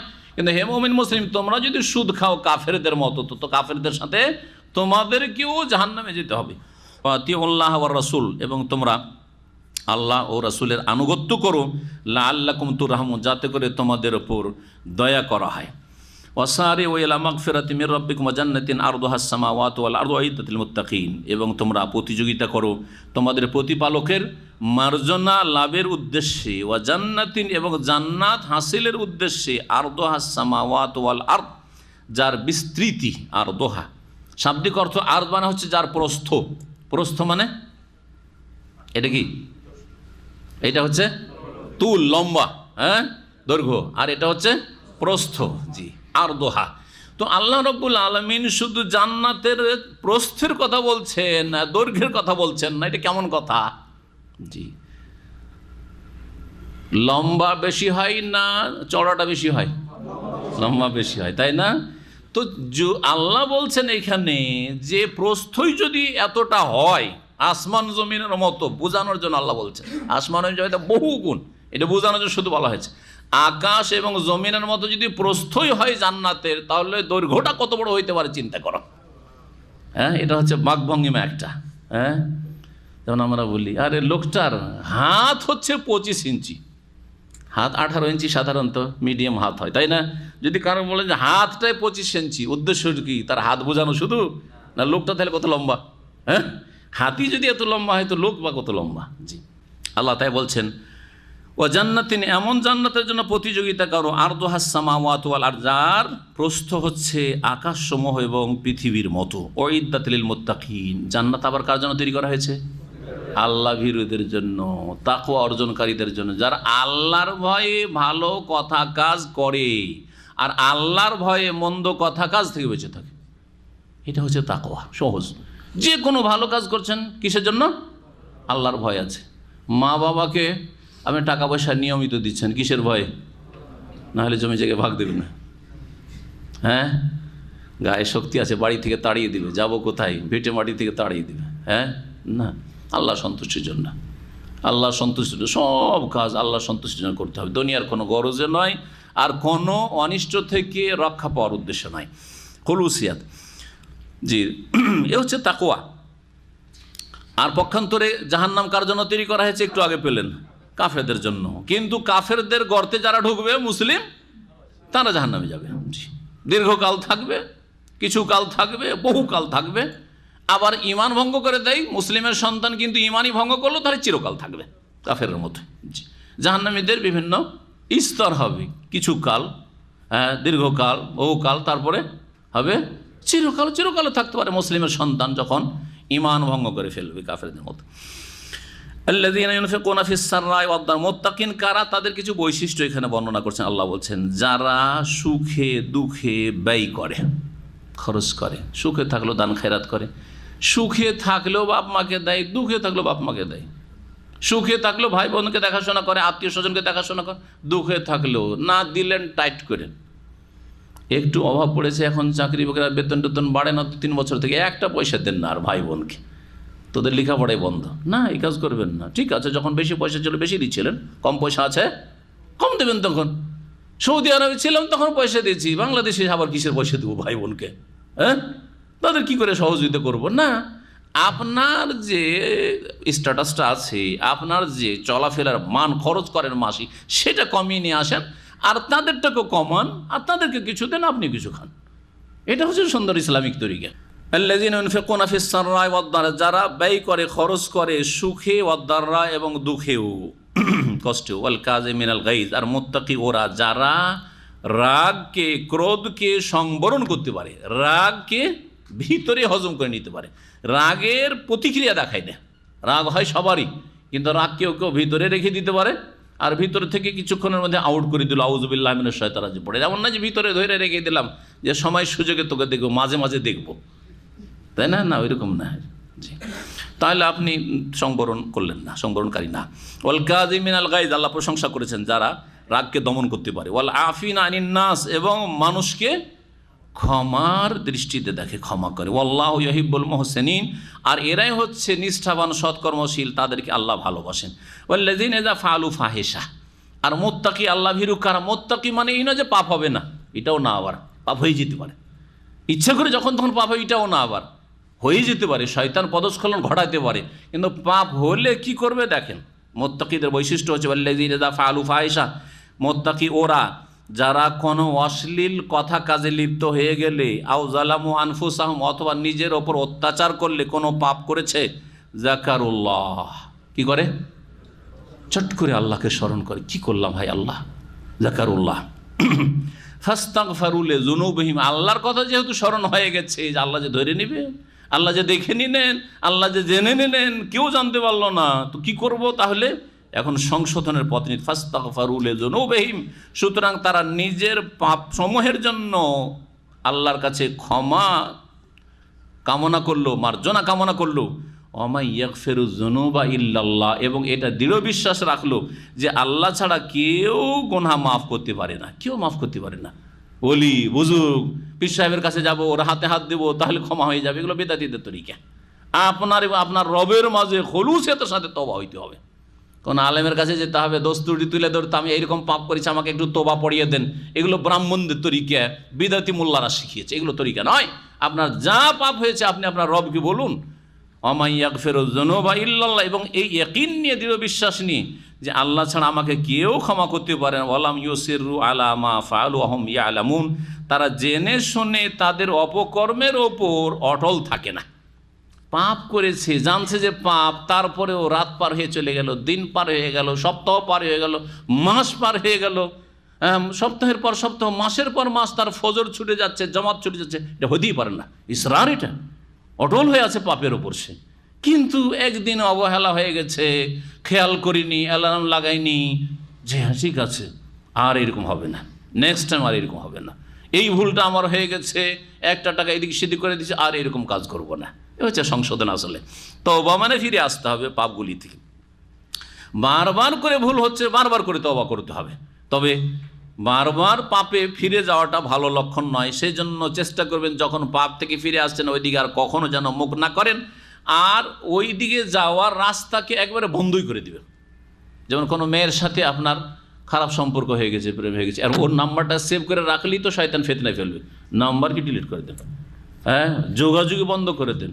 তারপর হয়তো টেলিফোন করছে, টেলিফোন আপনি চেঞ্জ করে দেন, ওই টেলিফোন রাখলে তো আসবে আবার বারবার। 2-4 দিন শক্ত হয়ে থাকলে না, এই এতবার টেলিফোন করছে, একবার রিসিভ করেই নি, হবে না, হবে না ফিতনা। টেলিফোন বদলে দেন আপনি, নাম্বারই চেঞ্জ করে দিলেন আপনি, এটা ক্যান্সেল। এগুলো হচ্ছে আসলে তওবা। আল্লাহ জানছেন যে আপনার তওবার কোয়ালিটি কেমন। এইরকম যদি তওবা করেন, বলছেন উলাইকা জাযাউহুম মাগফিরা, এইরকম মুত্তাকিন যারা আল্লাহ ভীরু, তাদের বদলা প্রতিদান হচ্ছে আল্লাহর পক্ষ থেকে, মির রব, তাদের রবের পক্ষ থেকে মার্জনা, ক্ষমা, ওয়া জান্নাতুন, এবং বহু বাগান বিশিষ্ট জান্নাত রয়েছে, তাজরি মিন তাহতিহাল আনহার, যার নিম্ন দেশে নহরসমূহ, নদীনালা প্রবাহিত রয়েছে, খালিদিনা ফিহা, সেখানে তারা চিরকাল থাকবে, ওয়া নেমা আজরুল আমেলিন, আর এইরকম যারা কর্মশীল আমলকারী তাদের জন্য কত না সুন্দর প্রতিদান রয়েছে, কত এরা সুন্দর বদলা রয়েছে। কাদ খালাত মিন কাবলিকুম সুনান ফাসিরু ফিল আরদি ফানজুর কাইফা কানা আকিবাতুল মুকাজ্জিবিন। আল্লাহ রাব্বুল আলামিন এখান থেকে বলছেন যে ওহদের যুদ্ধে যে তোমাদের ক্ষয়ক্ষতি হইল, এটা শুধু তোমাদের নতুন কথা নয় যে তোমাদেরই ক্ষয়ক্ষতি হয়েছে, আগের যারা নবী রসুল এসেছেন এবং তাদের সাথী সঙ্গীরা, তাদেরও মাঝে মধ্যে ক্ষয়ক্ষতি হয়েছে। আর তারপরে শেষ পরিণামে আল্লাহ বিজয়ী করেছেন কাকে? নবী এবং নবীর সাথী সঙ্গীদেরকে। এটা হচ্ছে আল্লাহর সুন্নাত, আল্লাহর সৃষ্টির ক্ষেত্রে নীতিমালা। এই নীতিমালার কথা আল্লাহ বর্ণনা করছেন যে কাদ খালাত মিন কাবলিকুমুস সুনানুন, তোমাদের পূর্বে আল্লাহ রাব্বুল আলামিনের নীতিমালা অতিবাহিত হয়েছে। এইরকম যে কখনো কখনো ক্ষতিগ্রস্ত মুসলিমরা হয়, কিন্তু শেষ পরিণামে বিজয় লাভ করে মুমিন মুসলিমরা, আর সর্বনাশ হয়, নিশ্চিহ্ন হয়ে যায় কুফরি শক্তি। এটা হচ্ছে আল্লাহ পাকের এই জমিনে আল্লাহর নীতিমালা। ফাসিরু ফিল আরদে, সুতরাং তোমরা এটা বিশ্বাস যদি না করতে চাও তো পৃথিবীতে ভ্রমণ করে দেখো, ফানজুরু, এবং একটু গভীরভাবে চিন্তা করে দেখো, কাইফা কানা আকিবাতুল মুকাজ্জিবিন, যারা মিথ্যা প্রতিপন্নকারী নবী রাসূলগণকে অবিশ্বাস করেছে, অস্বীকার করেছে, অমান্য করেছে, তাদের কি কুপরিণাম হয়েছিল, তাদের পরিণাম কত খারাপ হয়েছিল। নূহের জাতিকে কীভাবে আল্লাহ মহাবন্যা দিয়ে ধ্বংস করেছেন, হ্যাঁ, তারপরে ফেরাউনের সেনাবাহিনী কীভাবে ধ্বংস করেছে ডুবিয়ে, দেখানো গিয়ে লোহিত সাগরে কোন এলাকায় ঘটেছে। লূত আলাইহিস সালামের জাতিকে কীভাবে আল্লাহ ধ্বংস করেছেন। সমুদকে এখানেই তাবুক মদিনার মাঝখানে আল ওলায় কীভাবে আল্লাহ ধ্বংস করেছেন। আদ জাতিকে ইয়েমান এবং সৌদি আরব আর আপনার ওমানের বর্ডার এলাকায়, যেটা মরুভূমি এলাকা, সেই এলাকায় কীভাবে আল্লাহ ধ্বংস নিশ্চিহ্ন করেছেন। বহু জাতিকে এরকম করে ধ্বংস করেছেন। জি, ভ্রমণ করলে বুঝতে পারবে তোমরা। ওয়ালা তাহিনু ওয়ালা তাহজানু ওয়া আনতুমুল আ'লাউনা ইন কুনতুম মুমিনিন। আল্লাহ এখন ওহদের মুজাহিদিনদেরকে, সাহাবায়ে কেরামগণকে সান্ত্বনা দান করছেন। ওয়ালা তাহিনু, তোমরা হীনবল হয়ে যেও না, তোমরা দুর্বল হয়ে যেও না। ওয়ালা তাহজানু, আর তোমরা চিন্তিত হয়েও না, আমাদের ক্ষয়ক্ষতি হয়ে গেল, এত লোক মারা গেল, এত লোক আমরা আহত হইলাম, এইরকম মনে করিও না। ও আনতুমুল আলাউন, তোমরাই বিজয়ী হবে। আলার বহুবচন হচ্ছে আলা। আলা মানে হ্যাঁ সর্বোচ্চ, সবার ওপরে থাকা। হ্যাঁ, সাব্বিহিসমা রাব্বিকাল আলা, ওই যে আলা আছে, ওই আলার বহুবচন হচ্ছে আলাউনা জমা। তোমরাই, তার আগের আয়াত হাজা বায়ানুল লিন্নাস, এই কথাগুলি হচ্ছে মানব জগতের জন্য বিস্তারিত বর্ণনা। ওয়াহুদান, এবং পথের দিশারি, এই কথাগুলি যেগুলি বর্ণনা করা হলো এগুলি হচ্ছে দিক নির্দেশনা। ওয়া মাউইযাতুল লিল মুত্তাকিন, এবং আল্লাহ ভীরুদের জন্য এগুলি হচ্ছে উপদেশ, যে কথাগুলি বর্ণনা করলাম। ওয়ালা তাহিনু, আর তোমরা দুর্বল হয়ে যেও না। ওয়ালা তাহজানু, আর তোমরা চিন্তিত হয়েও না। ওয়া আনতুমুল আ'লাউনা, তোমরাই ওপরে থাকবে, তোমরা সর্বোপরি হবে, সর্বোপরি বিজয় হবে, সর্বোপরি বিজয়ী হবে। ইন কুনতুম মুমিনিন, কিন্তু শর্ত হচ্ছে তোমরা যদি ঈমানদার হও। ঈমানের সংজ্ঞা ভালো করে জানতে হবে, ঈমানের বিস্তারিত বিবরণ জানতে হবে, ঈমানের ইতিবাচক জানতে হবে, নেতিবাচক ঈমান বিরোধী কাজ থেকে বাঁচতে। ঈমান বিরোধী কাজ হচ্ছে শিরক, কুফরি, আর যত পাপ, পাপ মুক্ত হইতে হবে, আল্লাহ এবং রসুলের আনুগত্য করতে হবে, ওহীর বাস্তবায়ন করতে হবে, কোরআন সুন্নাহর বাস্তবায়ন করতে হবে, আর ফরজ ওয়াজিব আদায় করতে হবে, হারাম নাজাইজ থেকে বাঁচতে হবে, তাহলে মুমিন হবে সত্যিকার। ইয়ামসাসকুম, কারণ আরও সান্ত্বনা দিচ্ছেন যে দেখো ওহদের যুদ্ধে যদি তোমরা আহত হও, তোমাদের ক্ষয়ক্ষতি হয়, তো তাদের ক্ষয়ক্ষতি হয়নি? তাদেরও ক্ষয়ক্ষতি হয়েছে, এখানেও হয়েছে, আর 1 বছর আগে বদরের প্রান্ত হয়েছে। তাই আল্লাহ রাব্বুল বলছেন যে ইয়ামসাসকুম কারহুন, তোমাদেরকে যদি জখম স্পর্শ করে, কারহুন মানে ঘা হয়, ঘা, বুঝেন তো, যে ঘা। জি, তোমাদেরকে যদি জখম স্পর্শ করে, মানে তোমরা যদি আহত হও, ফাকাদ মাসাল কওমা কারহুম মিসলুহু, তো অনুরূপ এই কাফের জাতীয় আহত হয়েছে। কাফর জাতীয়রাও হতাহত হয়েছে। অতিলকাল আইয়ামু নুদাবিলুহা বাইনান নাস, আর এই দিনগুলিকে মানব জাতির মাঝে আমি অদল বদল করি, নুদাবিলুহা, বা মানব জাতির মাঝে এগুলির আবর্তন বিবর্তন করি। কখনো ওপরে তোমাদেরকে, কখন একটু নিচে নামাই দিই, এটা হইতেই থাকে। হক বাতিলের লড়াই চলতেই থাকবে, কিন্তু শেষ পরিণামে মুমিনরা বিজয়ী হবে, যেমন সমস্ত নবীদের ইতিহাস প্রমাণ করে, সমস্ত নবীদের জীবনী প্রমাণ করে। ওয়ালি আলম আল্লাহুল্লাযিনা আমানু, আর যাতে করে মুমিনরা জানতে পারে, আল্লাহ জানতে, ওয়ালি আলম আল্লাহ, আল্লাহ এখানে ফাইল, ওয়ালি আলম আল্লাযিনা আমানু, আর যাতে করে আল্লাহ জানতে পারেন যে কারা মুমিন, আল্লাযিনা আমানু মাফউল, আর যাতে করে আল্লাহ জানে যে সত্যিকার ঈমানদার কারা। এখানে চিহ্নিত হইল 700 জন জিহাদে আসলো, এরা মুমিন চিহ্নিত হইল। 300 জন রাস্তা থেকে ফিরে গেল, এরা মুমিন না, এরা মুনাফিক কাফের। মুনাফিকরা কাফের, অন্তরে যারা মুনাফিক তারা কাফের, আমলের মুনাফিক না, ওরা আকীদার মুনাফিক, বিশ্বাসের মুনাফিক ছিল। ওয়ায়াত্তাখিযা মিনকুম শুহাদা, আর আল্লাহ রাব্বুল আলামিন যে ওহুদে তোমাদের কিছু বিপর্যয় দেখালেন, এর মাধ্যমে তোমাদের মধ্য থেকে শহীদদেরকে গ্রহণ করতে চান, কিছু লোককে আল্লাহ শাহাদাতের মর্যাদা দিতে চান। ওয়াল্লাহু লা ইউহিব্বুয যালিমিন, আল্লাহ জালেমদেরকে ভালোবাসেন না। ওয়ালিয়ুমাহিস আল্লাহুল্লাযিনা আমানু, আর যাতে করে আল্লাহর মুমিনদেরকে পরিশুদ্ধ করেন, পাক পবিত্র করেন এই জিহাদের মাধ্যমে। এবং জিহাদে যে হতাহত হয় এর মাধ্যমে যারা বেঁচে থাকলো কিন্তু আহত হইল, কষ্ট পেল, এদের গুনাহ খাতা থেকে এদেরকে কি করতে চান? পরিষ্কার পরিচ্ছন্ন, ক্লিন করতে চান, তামহিস। ওয়ায়ামহাকাল কাফিরিন, এবং কাফেরদেরকে আল্লাহ রাব্বুল আলামিন নিশ্চিহ্ন করতে চান। জিহাদ ফি সাবিলিল্লাহ না থাকলে কুফরের শক্তি শির নত করতো না। আম হাসিবতুম, তোমরা কি চিন্তা করেছো, আন তাদখুলুল জান্নাহ, এইরকমই চিন্তা করেছো যে সহজে জান্নাত চলে যাবে? মিষ্টি মিষ্টি সুন্নাত পালন করে না, কষ্টও করতে হবে, কষ্টও করতে হবে। মিষ্টি মিষ্টি সুন্নতগুলি বছরের পালন করেই জান্নাতে না, মিলাদ করে সবগুলি বিদআত কাজ করছে, এগুলো করে। মিলাদিরা নামাজ পড়ে না, অধিকাংশ নামাজ পড়ে না, দেখবে ভালো করে। যারা মাজারপন্থী, মাজারে ভরসা করে বসে আছে, তার নামাজে ধার ধারে না। জি, এইভাবে যারা পীরের মুরিদ হয়ে আছে, মনে করে পীর তো জান্নাত নিয়ে যাবে, তো নামাজ পড়ে এত কষ্ট করে লাভ কি? সুতরাং শীতকালে এত ওঠার দরকার নেই, ফজর নামাজ না পড়লেও চলে, মাঝে মধ্যে পড়লেই তো হয়। জি, কিন্তু একজন সহি আকীদার মানুষ ভালো করে জানে যে আমার তৌহিদ ছাড়া নাজাত নেই, 5 ওয়াক্ত নামাজ না পড়লে মুসলিম থাকবো না, সুতরাং তাতেও নাজাত নেই। হ্যাঁ, আর সুন্নতের অনুসরণ না করে বিদাতি হয়ে যদি মারা যায় তো তাতেও নাজাত নেই। সুতরাং সতর্ক থাকবে জীবন প্রতি ক্ষেত্রে। হারাম রুজি খাই তাহলে আমার দুনিয়া আখিরাত খারাপ হবে। তো আল্লাহ পাক বলছেন যে তোমরা কি ভেবেছো, আম হাসিবতুম আন তাদখুলুল জান্নাহ, যে সহজে জান্নাতে চলে যাবে? ওয়ালাম্মা ইয়ালামিল্লাহুল্লাযিনা জাহাদু মিনকুম, অথচ আল্লাহ এখন পর্যন্ত তোমাদের মধ্য থেকে কারা সর্বাত্মক প্রচেষ্টা চালালো, জিহাদ করলো, তাদেরকে জানতে পারেননি, মানে চিহ্নিত করেননি যে বাস্তবে কে আসল খাঁটি মুজাহিদ। এই ওহদের ময়দান যদি না হইতো তাহলে বোঝা যেত না আব্দুল্লাহ ইবনে উবাই মুনাফিকের এই 300 জন সাথী সঙ্গী, তারাও মুসলিম সমাজে মুসলিম বলেই চিহ্নিত ছিল, ঠিক কিনা? কিন্তু এর মাধ্যমে আল্লাহ চিহ্নিত করে দিলেন যে কারা মুসলিম আর কারা মুনাফিক। ওয়ায়ালামাস সাবিরিন, এবং ধৈর্যশীলদেরকে আল্লাহ জানতে চান যে কারা ধৈর্য ধরে নবী সাল্লাল্লাহু আলাইহি ওয়াসাল্লামের ডানে বামে থাকলো, আর কারা একটুতে পালাইতে শুরু করে বা থাকতে চায় না, জিহাদে আসতে পিছ পা হয়। ওয়ালাকাদ কুনতুম তামান্নাউনাল মাউতা মিন ক্বাবলি আন তালকাউহু, আল্লাহ পাক বলছেন এখানে এই বিষয়টি যে মক্কায় যখন রাসূলুল্লাহ সাল্লাল্লাহু আলাইহি ওয়াসাল্লাম ছিলেন, সাহাবায়ে কেরামরা মার খেতেন, রাত দিন মার খাচ্ছেন শুধু, তখন তারা আবেগে বলতেন যে ইয়া রাসূলুল্লাহ আমাদেরকে অনুমতি দেন, কেন আমাদের অনুমতি হয় না এই কাফেরগুলোকে মারার জন্য?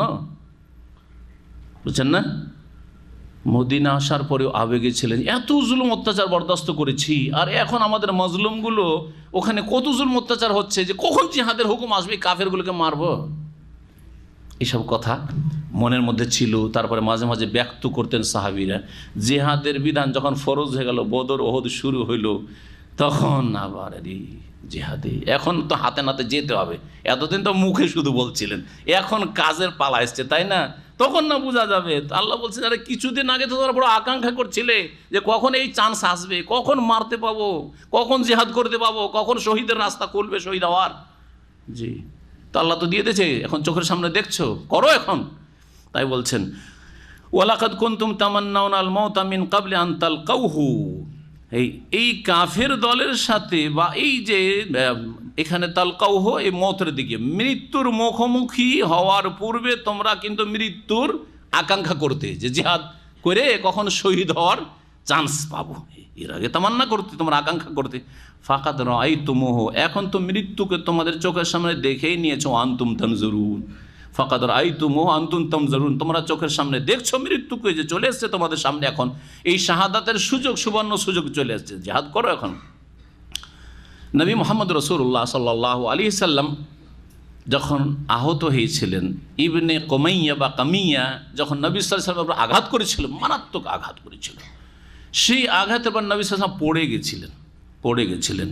ওই সময় ইবনে কামিয়া ছুটে গিয়ে কাফের সেনা দলে গিয়ে চিৎকার করে ঘোষণা করেছিল যে মুহাম্মদকে আমি হত্যা করে চলে এসেছি, সাল্লাল্লাহু আলাইহি ওয়াসাল্লাম মুহাম্মদ সাল্লাল্লাহু আলাইহি ওয়াসাল্লামকে হত্যা করে এসেছে, এই ঘোষণা করে দিয়েছে।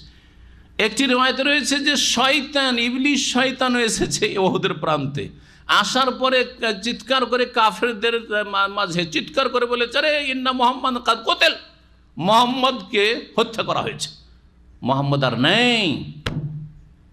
এতে যারা মুসলিম মুমিন সাহাবারা ছিলেন তাদের মনোবল হারিয়ে ফেলেছে। হাই কি করব, একদল তো বলছে আর লড়াই করে লাভটাই কি, হ্যাঁ যার সাথে লড়াই করেছিলাম যিনি আমাদের, তিনিই চলে গেছে দুনিয়া থেকে, তার লড়াই করে লাভটা কি, ছাড়ো বাদ দাও। আর এক দল বলছেন যে কি করছো বলছে নবী সাল্লাল্লাহু আলাইহি ওয়াসাল্লাম ইন্তেকাল করেছেন শুনলাম, তো আর লড়াই করে লাভটা কি। বলছে আরে নবী সাল্লাল্লাহু আলাইহি ওয়াসাল্লাম কিসের জন্য লড়াই করেছেন, আল্লাহর দিনের জন্য লড়াই করে যদি শাহাদাত বরণ করেন তো সেই পথে আমরাও শাহাদাত বরণ করবো, আমরা বেঁচে দিয়ে করবো কি, চলো দিয়ে নামলেন। আল্লাহ পাক রব্বুল আলামিন তখন এমন তৈরি করে দিলেন অবস্থা যে কাফেররা নিজে থেকে সরে গেল রণক্ষেত্র থেকে। 70 জন সাহাবায়ে কেরাম শহীদ হওয়ার পরে, আর তারপরে যখন লড়াই আবার ফিরে গিয়ে সাহাবায়ে কেরামরা যখন লড়াই শুরু করলেন তখন কাফেররা পিছপায়ে ফিরে চলে গেল। সুতরাং এটা নবী সাল্লাল্লাহু আলাইহি ওয়াসাল্লাম সাহাবায়ে কেরামদের পরাজয় নয়, বারবার এই কথাটা বলছি, এর আগে বলেছি তাই না।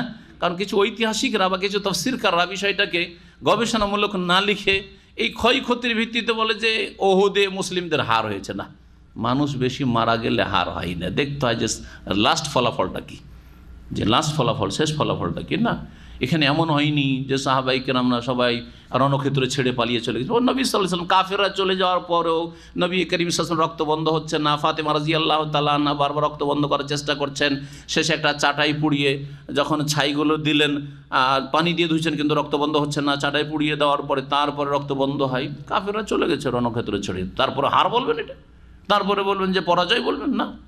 নবী করিম সাল্লাল্লাহু আলাইহি ওয়াসাল্লাম সম্পর্কে বলছেন যে নবী সাল্লাল্লাহু আলাইহি ওয়াসাল্লাম মারা যাননি, তবে মারা গেলে কি তোমরা কাজ করবে না, ছেড়ে দেবে না, তিনি যে মিশন নিয়ে এসেছেন সে মিশন তোমাদেরকে চালিয়ে যেতে হবে।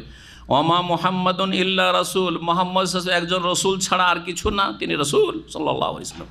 কাদ খালাত মিন কাবলিহির রসুল, তার পূর্বে বহু রসুল চলে গেছেন। আফাই মাতা, সুতরাং যদি তিনি মৃত্যুবরণ করেন, তার মানে তিনি মৃত্যুবরণ করে, মাতা শব্দ আসলো না, আল্লাহর পেয়ারা হয়ে গেছেন বেদাতীদের কথা। হ্যাঁ, দুনিয়া থেকে বিদায় নিয়েছেন, নবী ইন্তেকাল করেছেন বলবে না, নবী মারা গেছেন বললে নাকি বেয়াদবি হয়ে যাবে, তো কোরআনে বেয়াদবি শেখানো হয়েছে নাকি। আফাই মাতা, যদি তিনি মৃত্যুবরণ করেন, আও কোতেলা অথবা নিহত হন, ইনকালাবতুম আলা আকাবেকুম, তোমরা কি তোমাদের উল্টো দিকে ফিরে যাবে, তোমরা কাফেরকে পিঠ দেখে উল্টো দিকে ফিরে যাবে। অমাইয়ান কালিব আলা আকিবাই, কেউ যদি উল্টো দিকে ফিরে যায়, ফালাইয়াদুরুল্লাহ শাইআ, আল্লাহর কোনো কিছু ক্ষতি করতে পারবে না। ওয়াসায়াজিল্লাহিশ শাকিরিন, ওয়াসায়াজিল্লাহুশ শাকিরিন, আল্লাহ রাব্বুল আলামিন শুকরগুজার বান্দাদেরকে উত্তম প্রতিদান শীঘ্রই দান করবেন। এই আয়াত প্রমাণ করে যে নবী সাল্লাল্লাহু আলাইহি সাল্লামের মৃত্যু হয়েছে। মাতা যখন আল্লাহ বলেছেন হয়েছে, নবী সাল্লাল্লাহু আলাইহি সাল্লামের কি মত হয়েছে, কি বলবেন, মত হয়েছে, মৃত্যু হয়েছে। আর একটি আয়াত রয়েছে সূরা জুমারের আয়াত নম্বর 30, কি রয়েছে তাতে, ইন্নাকা মাইয়াতুন ওয়া ইন্নাহুম মাইয়াতুন, হে নবী তুমিও মাইয়াত, মৃত। মাইয়াত মানে কি, হায়াতুন নবী। বেদাতীদেরকে জিজ্ঞেস করছি, মাইয়াতুন মানে হায়াতুন নবী, তাহলে এই শিরকি আকীদা কেন? আল্লাহ আল হাই, আল্লাহু লা ইলাহা ইল্লা হুয়াল হাই আল কাইয়ুম, আর নবীকে বললেন হায়াতুন নবী, মানে নবীও হাই, জীবন্ত। আল্লাহর সাথে বড় শিরক করে ফেললেন। ইন্নাকা মাইয়াতুন, হে নবী তুমি মৃত, ওয়া ইন্নাহুম মাইয়াতুন, আর ওরাও মারা যাবে। আরেকটি আয়াত রয়েছে কোরআনে কারীমের, সূরা আম্বিয়া আয়াত নম্বর 34, ভালো করে শুনে রাখেন। তাতে কি আছে? ওয়ামা জাআলনা লিবাশারিন মিন ক্বাবলিকাল খুলদ আফাইম মিত্তা ফাহুমুল খালিদুন। হে নবী, তোমার পূর্বে কোনো মানুষকে স্থায়িত্ব দান করিনি যে চিরস্থায়ী সে। আফাইম মিত্তা, সুতরাং তুমি যদি কি করো, মারা যাও, মৃত্যুবরণ করো। মিথ্যা আল্লাহ বললেন না, বললেন না? আফাইম মিত্তা, তুমি যদি মারা যাও, ফাহুমুল খালিদ, তারা চিরকাল থাকবে। তাহলে নবী সাল্লাল্লাহু আলাইহি সাল্লামের মৃত্যু হয়েছে, এটা কোরআনই আকীদা। কি আকীদা? কোরআনই আকীদা। যারা নবী সাল্লাল্লাহু আলাইহি সাল্লামের মৃত্যুকে অস্বীকার করে তারা কোরআন অস্বীকার করে। কোরআন অস্বীকার করলে কি হয় তা আপনারা নিজেরাই বুঝেন এখন। আর নবী সাল্লাল্লাহু আলাইহি সাল্লামের সাহাবায়ে কেরামদের শত শত হাদিস আছে, হাদিসে এবং জীবনীতে, যে মাতা রাসূলুল্লাহ, মা আয়েশা বারবার বলছে মাতা রাসূলুল্লাহ, জি মাতা রাসূলুল্লাহ। আবু বকর সিদ্দিক রাদিয়াল্লাহু রাসূলুল্লাহ সাল্লাল্লাহু আলাইহি ওয়াসাল্লাম ইন্তেকালের পরে আসছেন, দূরে বাড়ি ছিল, আওয়ালিতে বাড়ি ছিল। আসার পরে নেমে সরাসরি ঘরে ঢুকছেন। ওমর রাদিয়াল্লাহু তাআলা তরবারি নিয়ে আছেন, না নবী মারা যাননি, আর যদি মারাও যান তো কিছুদিন কোনো জন্য গেছেন, আবার ফিরে আসবেন তিনি। যেন তিনি হুঁশ দিশা হারিয়ে ফেলেছেন। ভয়ে কেউ ওমরের সামনে যাচ্ছেন যে খোলা তরবারি নিয়ে এইরকম কথা বলছে, কেউ কথা বলতে পারছে না। আবু বকর সিদ্দিক যাওয়ার পর নবী সাল্লাল্লাহু আলাইহি সাল্লামের মোবারক চেহারা যে হিবরি চাদর দিয়ে ঢাকা ছিল, চাদরটা উঠিয়ে চুমো দিলেন কপালে, আর তারপরে ইয়া রাসূলুল্লাহ লা ইয়াজমাউল্লাহু আলাইকা মাউতাতাইনি আবাদা, দুইবার মৃত্যু আপনার জন্য আল্লাহ করবেন না। যেই মত আপনার জন্য লেখা আছে ফাকাদ মিত্তাহা, সেই মত আজকে আপনার হয়ে গেছে। কি বলেন আবু বকর সিদ্দিক? আপনার মত হয়ে গেছে। তারপরে এসে খুতবা দিলেন, আলা মান কানা ইয়াবুদু মুহাম্মাদান, সহিহ বুখারীর হাদিস। মান কানা ইয়াবুদু মুহাম্মাদান, মুহাম্মাদের যারা পূজা করতো, কেউ যদি পূজা করে তাহলে শুনে রাখো, ফাইন্না মুহাম্মাদান কাদ মাতা, মুহাম্মদ সাল্লাল্লাহু আলাইহি ওয়াসাল্লাম আল্লাহর পেয়ারা হয়ে গেছেন বলেছেন না? ওনারাও জানতেন যে আল্লাহর পেয়ারা হয়েছেন, কিন্তু আল্লাহর পেয়ারা হয়েছে শব্দ ব্যবহার করেননি। ওনারাও জানতেন যে দুনিয়া থেকে বিদায় নিয়েছেন, রূহ বিদায় নিয়েছে, কিন্তু এই কথা বলেননি যে তিনি বিদায় নিয়েছেন। কি বলেছেন? ফাইন্না মুহাম্মাদান কাদ মাত, মুহাম্মদ মারা গেছেন, মৃত্যুবরণ করেছেন।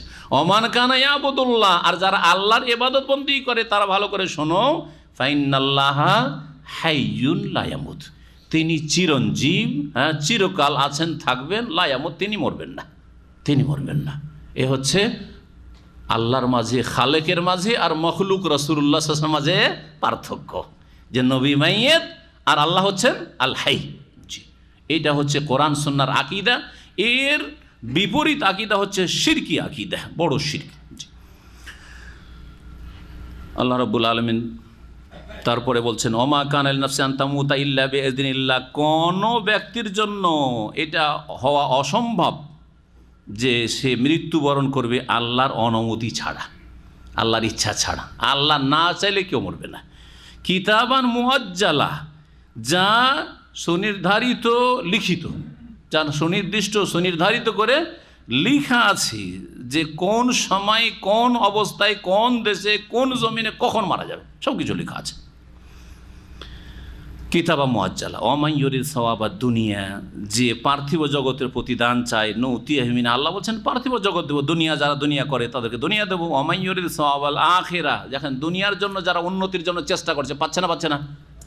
কেউ নিজের ছেলে মেয়েদেরকে শুধু ডাক্তার বানাচ্ছে, পাচ্ছে না, পাচ্ছে না? ইসলামের একটিও শিক্ষা দেয়, নামাজও পড়তে জানে না যে কয় রাকাত নামাজ কীভাবে পড়তে হবে, কিন্তু বড় ডাক্তার হয়েছে, সেটা হয়েছে। ইঞ্জিনিয়ার শুধু বানাচ্ছে, ইসলামে কিছুই শিখালো না, সে দুনিয়া পেয়েছে যেটা শিখতে চেয়েছে। কাফের তার দুনিয়া নিয়ে ব্যস্ত আছে, বৈজ্ঞানিক, সে বৈজ্ঞানিক হয়েছে যেটা চেয়েছে পেয়েছে। আল্লাহ বলছেন ওইটাই, কেউ সওয়াবুদ দুনিয়া চাও তাই দেবো, আর যে আখেরাত চাই আখেরাতও দেবেন আর দুনিয়াও দেবেন। আল্লাহ দুনিয়া থেকে বঞ্চিত করবেন না রাব্বুল আলামিন। জি, সুতরাং আল্লাহর কাছে দুটোই চাইতে হবে। এক নম্বরে রাখতে হবে পরকালকে, কারণ সেটা হচ্ছে আপনার স্থায়ী জীবন। রব্বানা আতিনা ফিদ দুনিয়া হাসানা ওয়া ফিল আখিরাতি হাসানা ওয়া কিনা আযাবান, এই দোয়া করতে হবে। আল্লাহ বলছেন যারা দুনিয়া চাই নূতিয়া মিনহা, দুনিয়ার প্রতিদান দেবো তাদেরকে। ওয়া মান ইউরিদ সাওয়াবাল আখিরা, আর যারা আখিরাতের পুরস্কার চাই নূতিয়া মিনহা, আখিরাত থেকে পুরস্কার দেবো। ওয়াসানাজিজ শাকিরিন, আর যারা শুকরগুজার কৃতজ্ঞ তাদেরকে শীঘ্রই আমি বদলা দেব। ওয়া কাআইয়্যিম মিন নবী, ওহুদের যুদ্ধে আল্লাহ আরও সান্ত্বনা দিচ্ছেন, দেখো তোমরাই শুধু লড়াই করেছো আর তোমরাই হতাহত হয়েছে এমন কথা নয়, আগের বহু নবী এরকম লড়াই করেছেন, তার সাথীর সঙ্গে লড়াই করেছেন। বহু নবী রসুল আছেন যারা কাতালা মাহুরিবিয়ুনা কাসির, যাদের সাথে অনেক আল্লাহওয়ালা বান্দারা লড়াই করেছেন, জিহাদ করেছেন। অনেক নবী রসুলগণ নিজেও লড়াই করেছেন, জিহাদ করেছেন, আর তার সাথী সঙ্গীরা তারাও লড়াই করেছেন। ফামা ওয়াহানু লেমা আসাবাম ফি সাবিলিল্লাহ, আল্লাহর রাহে তারা যে হতাহত হয়েছেন এর জন্য তাদের মনোবল দুর্বল হয়নি, তারা কমজোর হয়নি। ওমা দাউফু, ওয়াহানু মানে তাদের মনোবল দুর্বল, হীনবল হয়নি তারা। ওমা দাউফু, আর তারা কমজোর দুর্বল হয়নি। অমাস্তাকানু, এবং তারা নত হয়নি, যে কাফেরদের কাছে এখন নতি স্বীকার করেনি, হ্যাঁ স্যারেন্ডার হয়ে যায়, এরকম কাজ করেনি তারা। তিনটি কথা আল্লাহ বলেছেন। জি, মনোবলও দুর্বল হয়নি, শারীরিক দিক থেকেও দুর্বল হয়নি, আর তারপরে অমাস্তাকানু, নতি স্বীকারও তারা করেনি। ওয়াল্লাহু ইউহিব্বুস সাবিরিন, এইরকম ধৈর্যশীলদেরকে আল্লাহ ভালোবাসেন। ওমা কানা কাউলাহুম, তাদের দোয়া একটি মাত্র ছিল। সকল নবীর উম্মতের যারা খাস বিশেষ লোক, যারা জিহাদ ফি সাবিলিল্লাহ করেছেন, যারা আল্লাহর রাস্তায় রক্ত দেওয়ার জন্য প্রস্তুত হয়েছেন, জান মাল কোরবানির জন্য প্রস্তুত হয়েছেন, তাদের দোয়া শুনে বলছেন ওমা কানা কাউলাহুম, তাদের দোয়া একমাত্র একটি ছিল। কি? যে তারা বলতো ইল্লা আন কালু রব্বানা গফির লানা যুনুবানা, আল্লাহ আমাদের গুনাহগুলিকে ক্ষমা করে দাও। ওয়া ইসরাফানা ফি আমরিনা, আমাদের কাজকর্মে যে আমাদের বাড়াবাড়ি হয়েছে, বাড়াবাড়ি করেছি, সেগুলি ক্ষমা করে দাও।